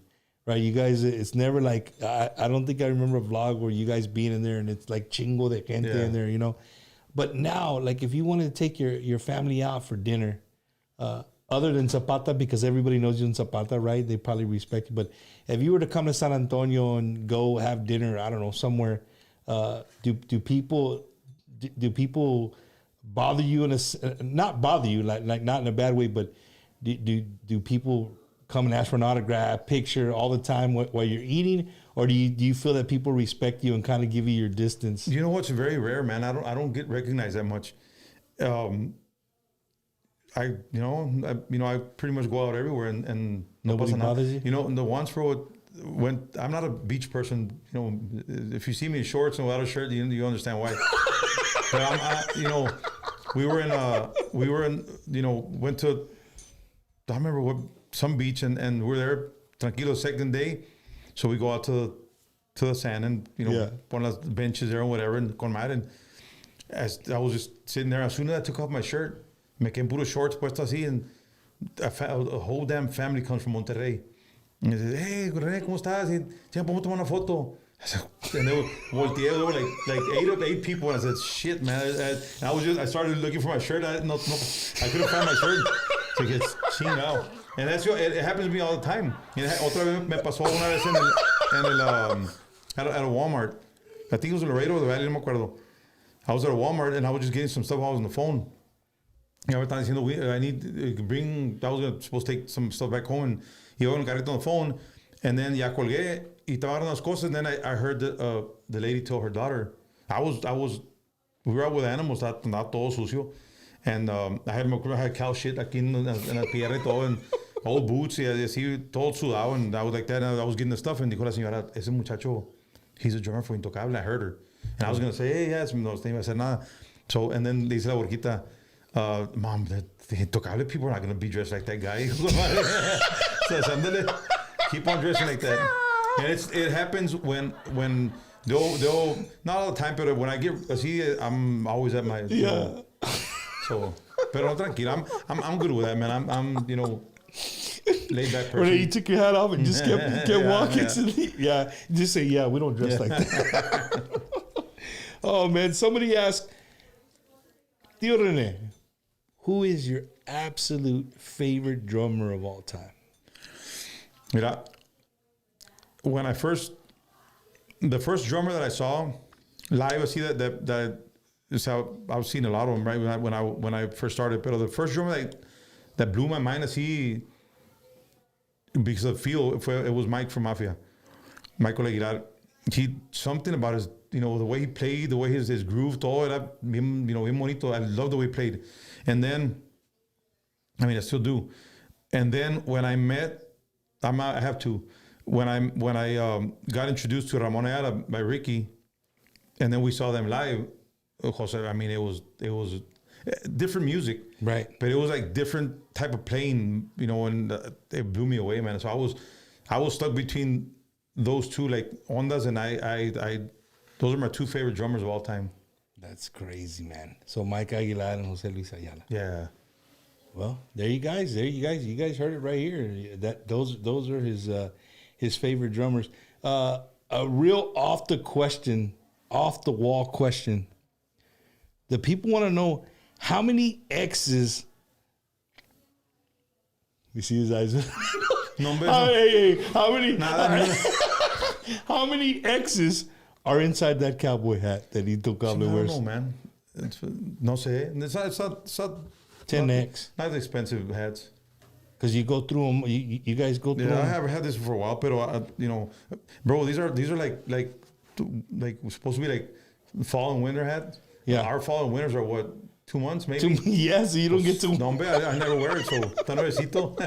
There you guys heard it right there. They don't wear expensive hats. Hey, and to be... You guys are forever, dude. To me, again, it just goes to show you, and I'm speaking personally, I love to see you guys getting interviewed in Mexico and all over the place because again, going back to you represent who we are. Intocable are always starched out, línea en los jeans, boots look good, nice hats, always representing who we are down here in especially in South Texas, right? Yeah. All of Texas, but especially South Texas. How do you guys maintain that when you go on the road for weeks at a time, bro? Do you just take that much clothes with you guys, or? Yeah, no, and there's some cleaners that they'll last a good 2-3 times, 4 times. You wear them, just iron them again, and we only use them to play. Sometimes if we use them all day long, but of course you go into different pairings. But on the road, take your 2-3 pairs and You'll be all right. Just touch them up Yeah, again. touch 'em up again, Vámonos. it'll be good. Yeah. That's what. See, guys, you never know what you're going to get here on Bumpers Wacky Wednesday. Eddie, we got some more? We have a couple of more? All right. Here's some more people that help us, keep Bumpers Wacky Wednesday going. My good friend, Mr. Rick Balderrama, if you're looking to buy a house right now, 100% financing for Vantage Bank, you can hit up Rick Balderrama, 210-363-3584. That's 210-363-3584. Right now, for first-time home buyers, 6% interest rate, which is phenomenal right now, right? If you're looking to buy a home, hit up my boy Rick Balderrama, 210-363-3584. And then coming up, the 3rd of May, Grupo Masoro, Noche de Cumbia. It's going to be right there at Bar K. You guys are not going to want to miss it. Table reservations at 731-798-6787. You speaking of all those bands, whatcha? 40 years in the business. Grupo La Fiebre.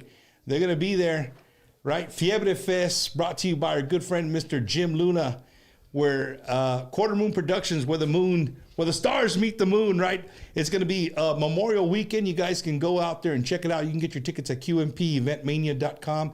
That's QMPEventmania.com.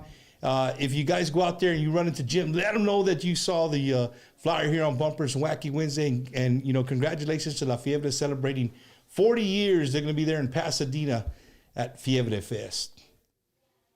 And then this Friday, man, I'm going to be there. It's a small place, but they still have tickets. So if somebody told you that it's completely sold out, they're bullshitting you, right?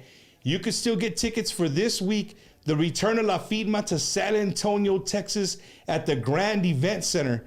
So this Friday, the Grand Event Center, you can go check it out. They're going to have tickets at the door for La Firma, return to San Antonio. And then our brand new sponsor, ABM Plumbing Services, man. We'd like to welcome them to the Bumpers Wacky Wednesday show. You'll be hearing more from us about this new plumbing company. Or they're not new. They've been around for a long time, but they're here to support Tejano music, and we hope you guys use their services. Good. See, we do everything here, güey. Todo. Plumbing, everything? Todo, güey. If you need a painter, plumber, electrician, tenemos todo, güey. We got it all, man. And when you're gone, dude, who takes care of all that stuff, man?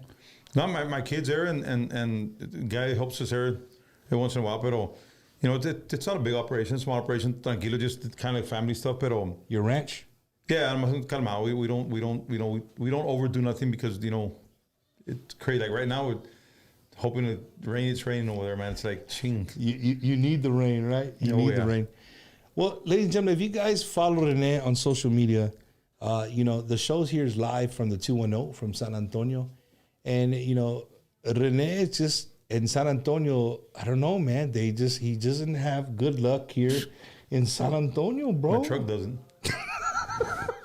Or my apartment tampoco. Hey, so what happened, dude? Bad. They just stole the lights or what? The first time was at a hotel. So we get. My son was in Oklahoma, and we went to go see him. We met in Dallas and spent the weekend there. On the way back, I remember I had a meeting Monday here in town in San Antonio, and then so I said, let's spend the night, Sunday night, and then we'll take off Monday after the meeting. So I got at the hotel and told me it was packed everywhere. So I was talking to a friend of mine. Me go, I'm gonna go to the. I'm not gonna mention the area, but they would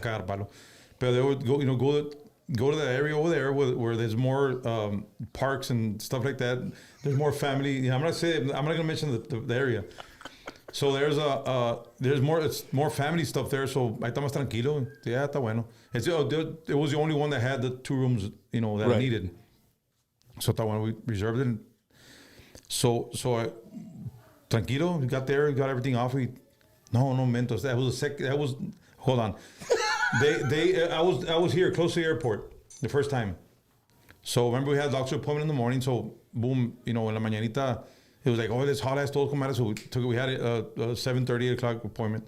So as I was walking to the truck, I never realized I was looking at the truck y nunca me prendió el foco de que, So I got the truck and had just the wires were sticking out. I said, shit. So if we went to I had to leave. I didn't have a chance because we were going to miss an appointment. Yeah. So I was if we. And then, well, that happened there. The next time we got an apartment. We went to the apartment, tranquilo. And then, like, 3 months later, algo así, same thing again, bro. Your lights again. When I was walking the truck, I le pico a la madre to unlock it. And when I unlocked it, it sounded weird. Like the honk, it sounded weird. I said, chinga. So I turned on the truck, then sensor, ting, empezó a pillar. So I looked through the mirror, seeing those cables he's sticking out again. So shit. So I go to the office, ma'am, they just, stole my lights? Yeah, my lights. He go, oh, that's that. Did you call police already? No, do you have a camera, see what's going on? The cameras are not working. That area, está bueno, así quedó. Call the police, they show up.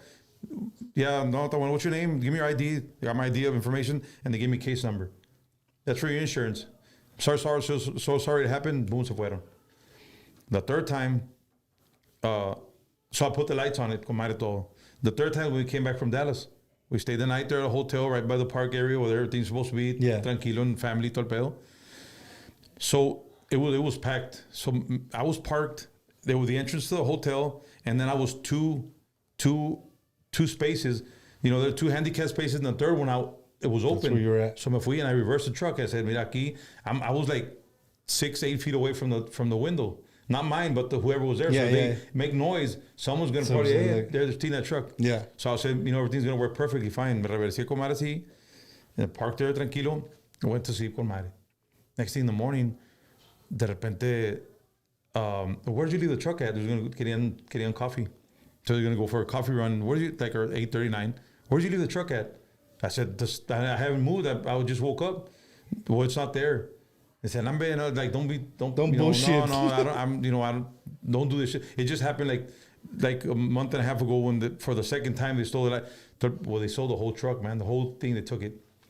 I went to the front desk, todo el pedo, and then they saw the camera. It took those people exactly 4 minutes, 18 seconds to get the truck started and take off. That's genius shit, bro. It doesn't, anyways. So my daughter-in-law may say, remember I had tried those trackers, whatever. Yeah, the iPhone trackers. Yeah. So you left it in the truck, did you? Maybe. So I looked on the phone, but it was like an hour from El Paso. So I called Oscar, and Oscar had a friend, a DPS friend of his. Hey, can you check? Do you have somebody El Paso area that can help us out? As a matter of fact, I have a friend of mine that's working there right now. Yeah, is in some type of training in El Paso, and he should be in the area. Let me see if we can get someone there. So sure enough, lo pescan, tranquilo. It was a 19-year-old little girl. She was 4'5", something like that. Weighed 92 pounds, man. Pinches, she was all balls. She was all balls. And she told the cop, I'm not going to say shit, but put my cuffs on, I'm gone. Take me in. So then, the insurance, I'm not going to get into insurance. Yeah. It's not the time. Yeah. So insurance, it was there for 6.5 months. I was without a truck for 6.5 months. So sale la troca con madre tranquilo. Okay, after 6.5 months, I get my truck back. Everything badass con madre. Go back to 2 months later. Go back to the apartment.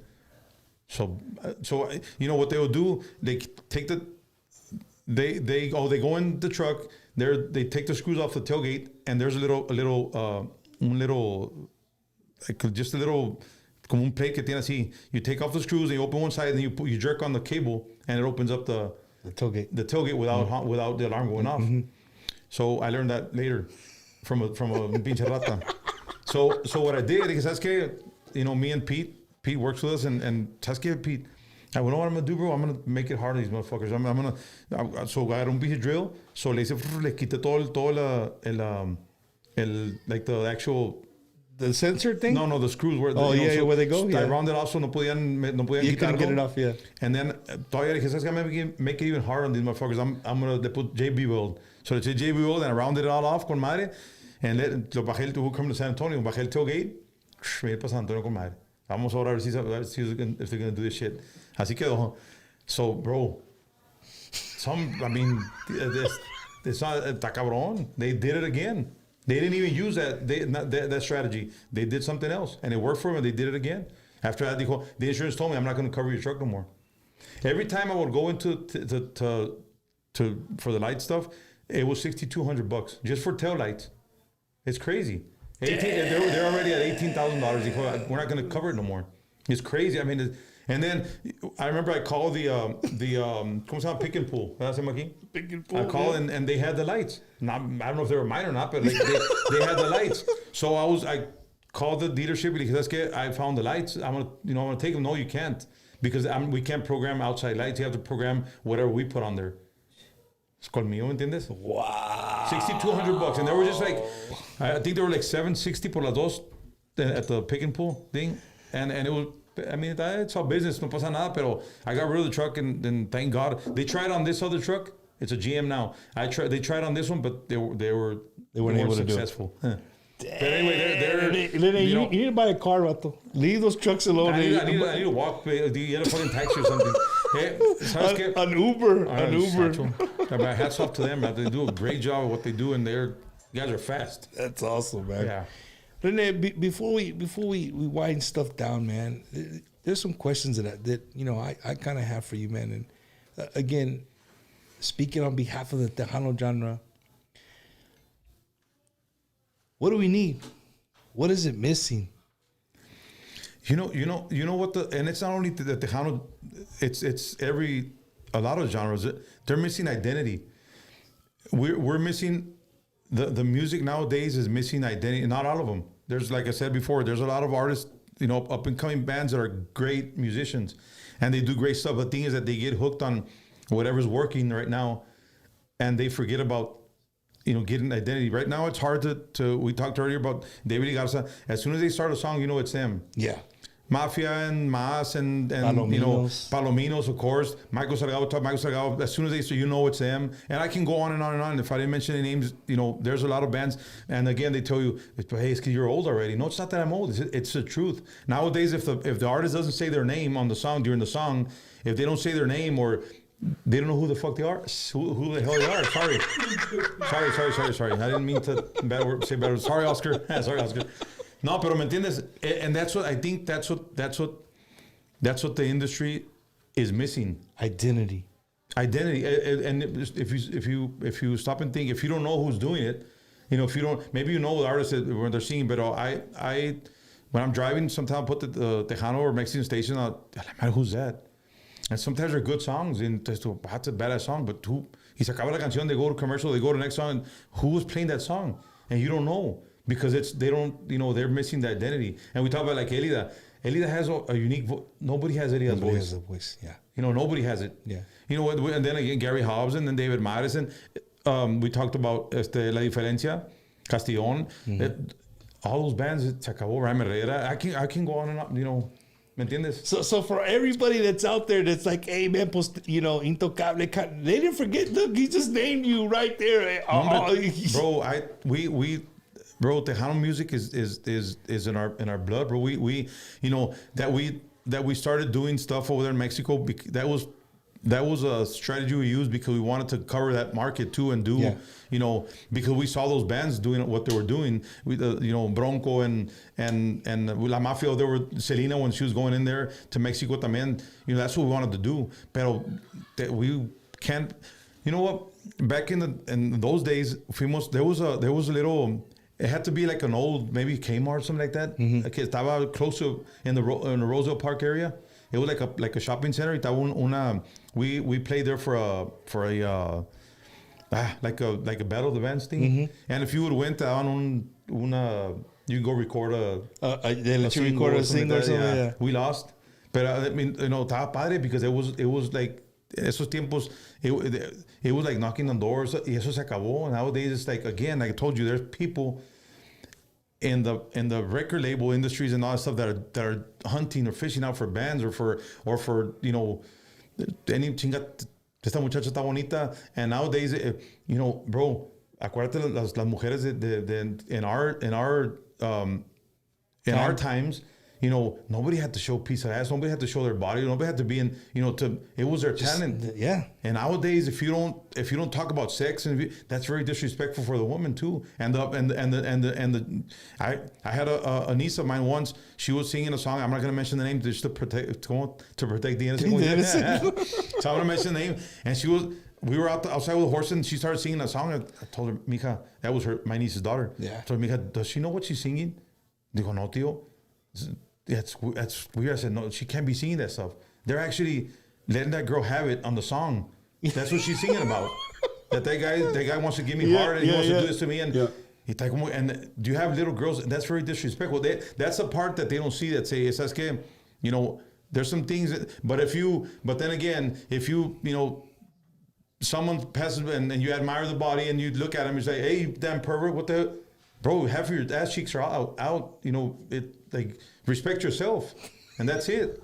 And the same things happen when I went to another subject, but it's talking about the same shit. Oh, yeah. You have the bands that are very good musicians, very talented singers that don't have identity, not because they don't have the identity, because the people that manage them or that are you know, they're looking for that little break where they can go in there and say, you know, not too long ago, a girl was singing on the station a song like Como Este Karol G, and I said, you know, why would you do something like that? She had a beautiful voice.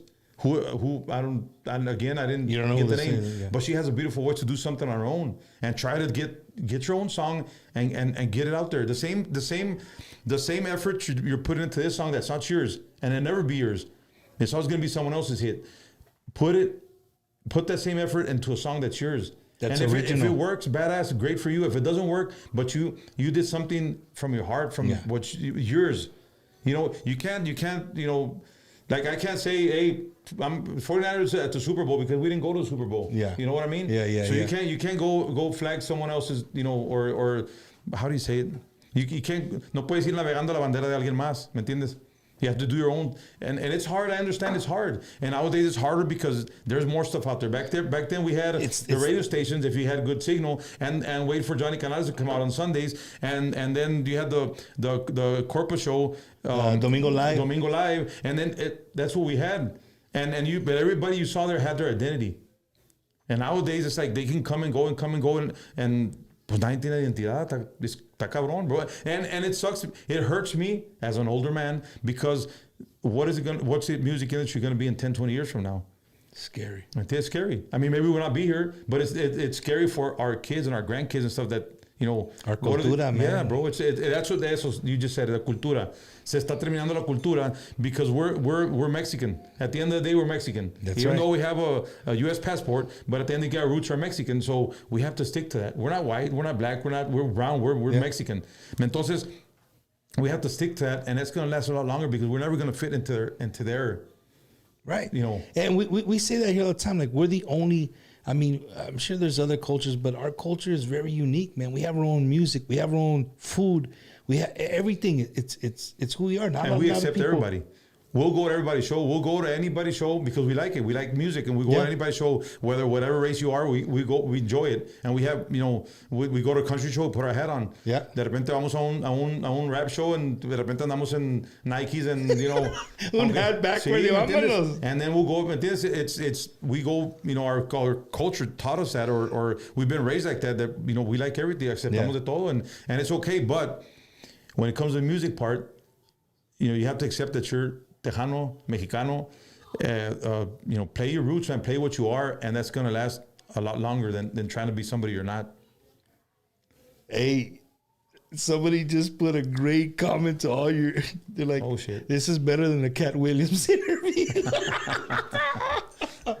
Oh my goodness. Not an, it's you know, for us. You don't, sorry to interrupt you. No, dale. Talking about identity, and I'm going to say because these guys, they're friends, they're like brothers to me.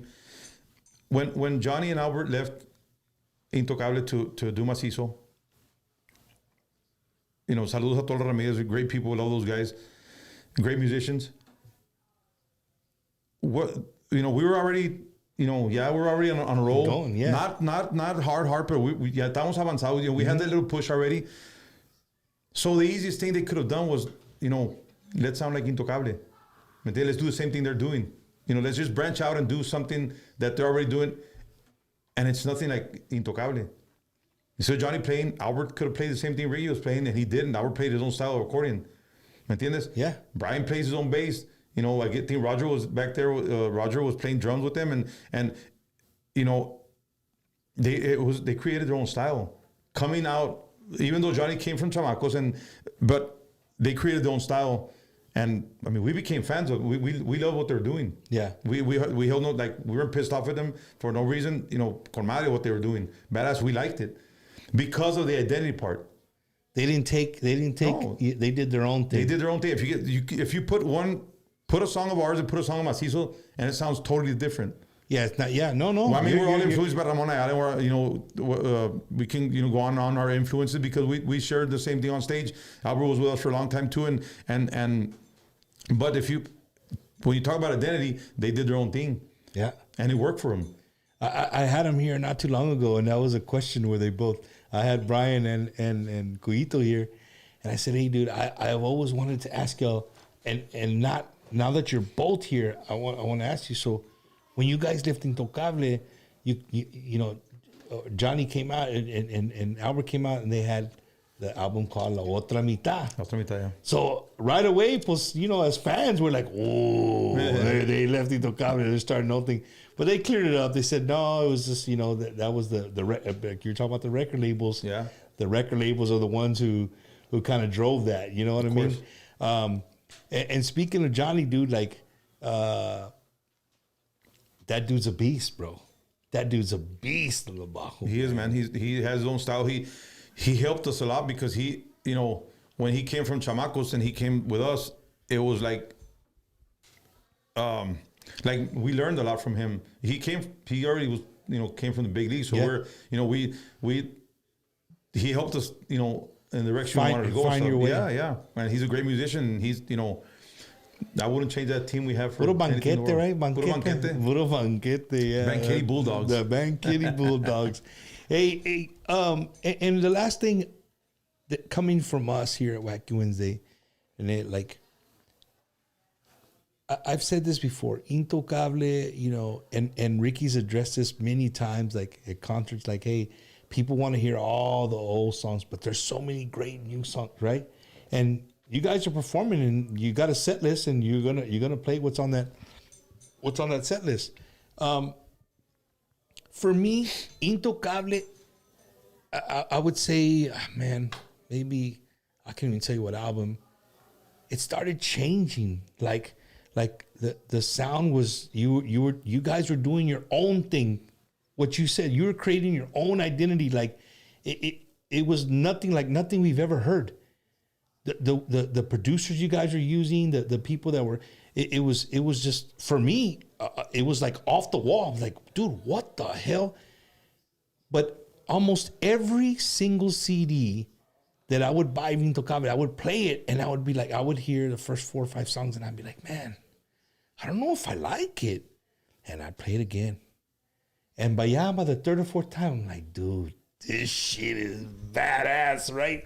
It was different, man. It was different, and you guys haven't veered from that. You do what you want to do because you can do what you want to do. You know what I mean? You know what happens, man? We're a lot of people, and then again, now I'm not criticizing. I'm not talking bad about other bands and stuff. Just saying, if you have a hit. We had Y Todo Para Qué, and then Coqueta, and then, Parece Que No, and then, Eres Mi Droga. But we're never going to be able to, some of the songwriters came back with a song, hey, this is like, for instance, this is Eres Mi Droga. Es más, Y Todo Para Qué told us, hey, this is, esta es la hermanita de Todo Para Qué.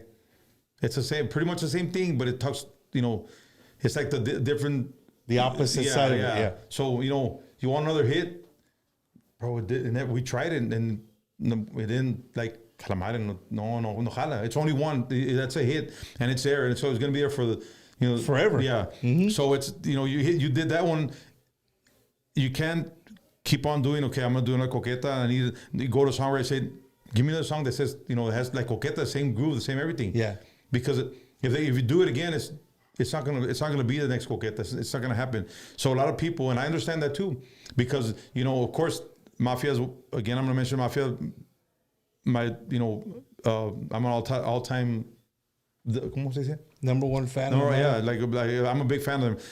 I love Regresa a mí, and I love, all those songs, but they're not going to record another one like that again. And I don't expect them to record something like that again. All those songs are badass, and what they do right now is still badass, but it's different. They can keep. They're still touring. They've been what? Shit. Many years. 1970. 50 years.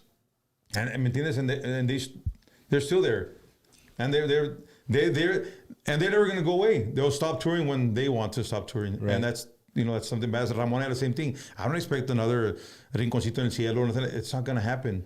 Those songs. If I go watch them live, I expect for them to play. If they don't, that's okay. I'll enjoy the rest of the show. But people expect and I see the comments, and I'm okay with it. The thing is that right now we can enjoy what we're doing, and that gives us more fuel to go. And this is our Ricky. Like he comes up with all stuff like that, and it's true. Before we would bump heads and que sabes que, boy, we need to do something like this. No, we don't. Let's just enjoy it and have fun, and everything we're doing is okay, and it has to be okay because the people, it's what we do, and they're gonna be okay with it. Ride the wave and see what happens. They people love y'all, man. Period. Point blank. People love you guys.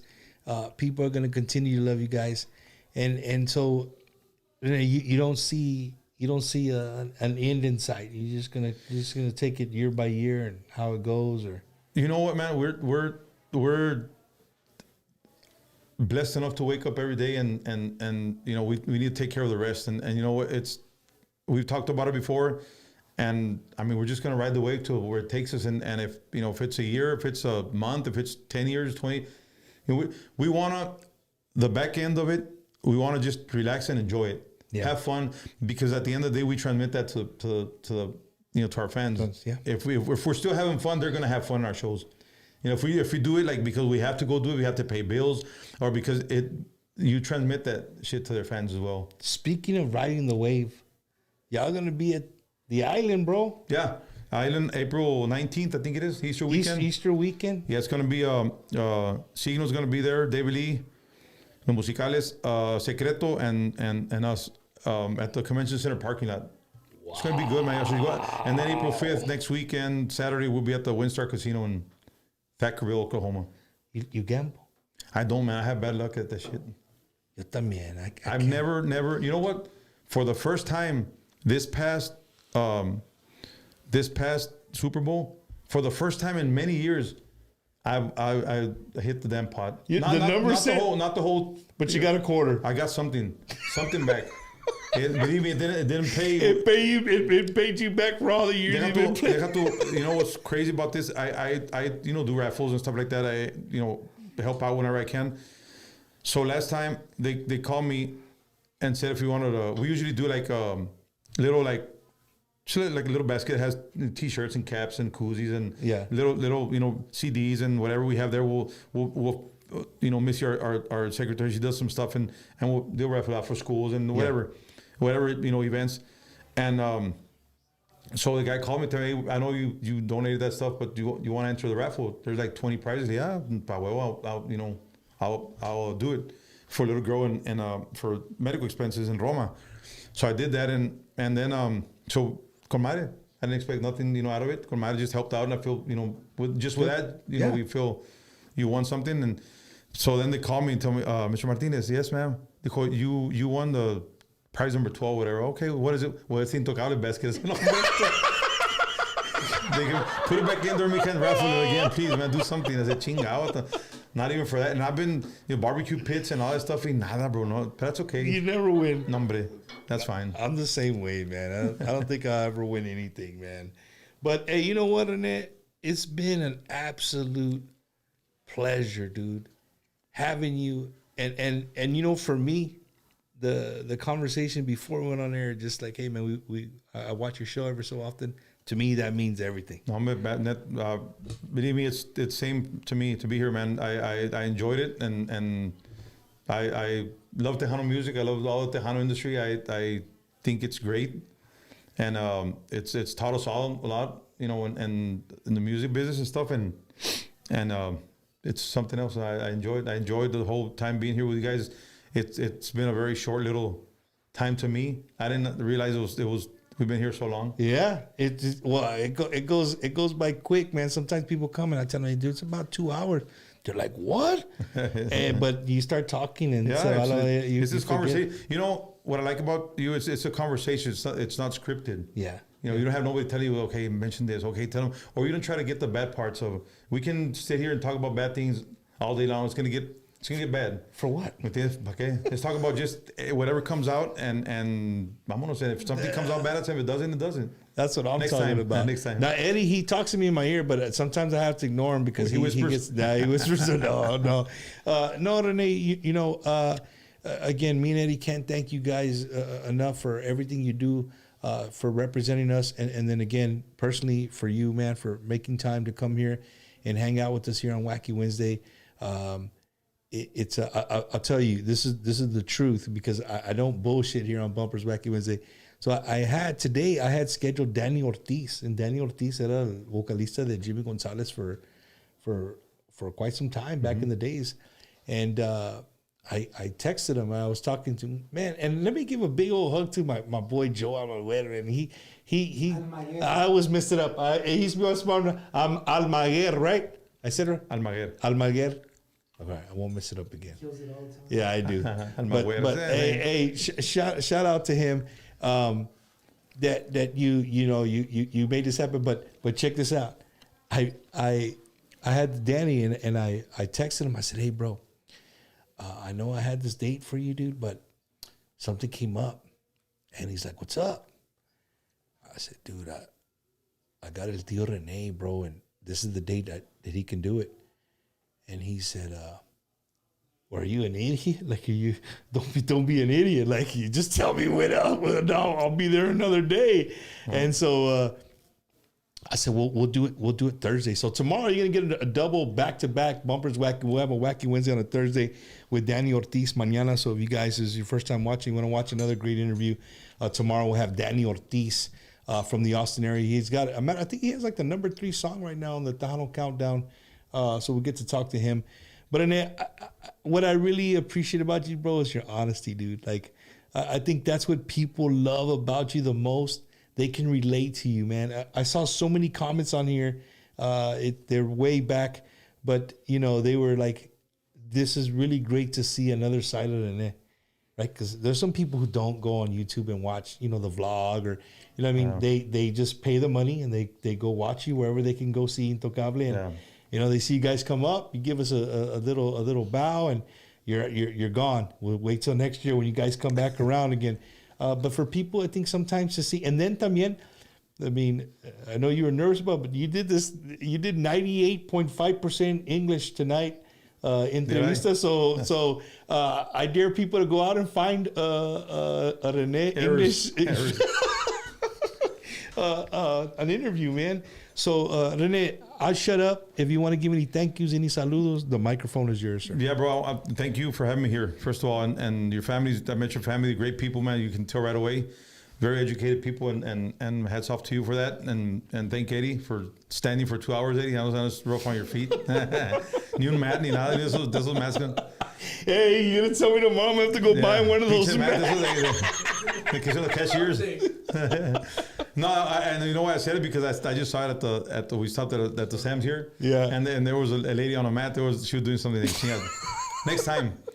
No, but I want to thank my family for supporting me all this time. My they supported me at 100%, and it's not easy. We talked about it's being away for a long time, and they're still good and standing on their own 2 feet, so that's good. And all my family back home, mom and my brothers and sister and everybody back home, all the band, Ricky, Johnny, Checho, Felix, Alex, everybody, Oscar and the Carrasco family, thanks to them too, for the great people as well. Everybody, man, I don't want to miss nobody, but all our crew and everybody, and it's been a pleasure being here, and thank you for having me. No, thank you, Rene. Thank you. And before you leave, man, I know you don't wear you wear a lot of the Major League Baseball caps, pero a ver, our merch guy came and dropped this off. There's a little hat. You can throw it in the garage or something, but Y también una camisita right Thank there. you, man. So if we see you drumming in Monterrey with a Bumpers Wacky Wednesday shirt behind the drums, we'll be like, hey, what's going on here right I there? will wear it, man. Gracias, Appreciate it, man. Thank you, man. Yes, sir. Yes, sir. So, ladies and gentlemen, you know, everybody that joined us tonight, thank you guys so much for hanging out with us. If this was your first time watching, welcome to Bumpers Wacky Wednesday. We hope that you'll see us every single Wednesday. We have a great show. Big announcement that we have, and that we have a lot of people on this evening. April 9th. Be prepared for a flyer coming your way. April 9th is going to be Bumper's 5-year anniversary of doing the podcast, and we're going to be doing it live from Jaime's place with our good friends La 45. They're going to be there with, of course, you know, when we have a party, all kinds of artists show up. So we have all kinds of special guests come up there and jam with La 45, bringing you that old school Tejano orchestra style. Oh, yeah. Or Orchestra sound. There you go. No sabes There, inglés, yeah, man. So, and again, Eddie, thank you so much, Eddie, for all your hard work today. We greatly appreciate it. And we look forward to seeing you guys mañana. Rene, gracias, sir. A ti. Gracias Yes, a ti, sir. bro. Thank you. We'll see you guys soon. Bumpers Wacky Wednesday. We're out.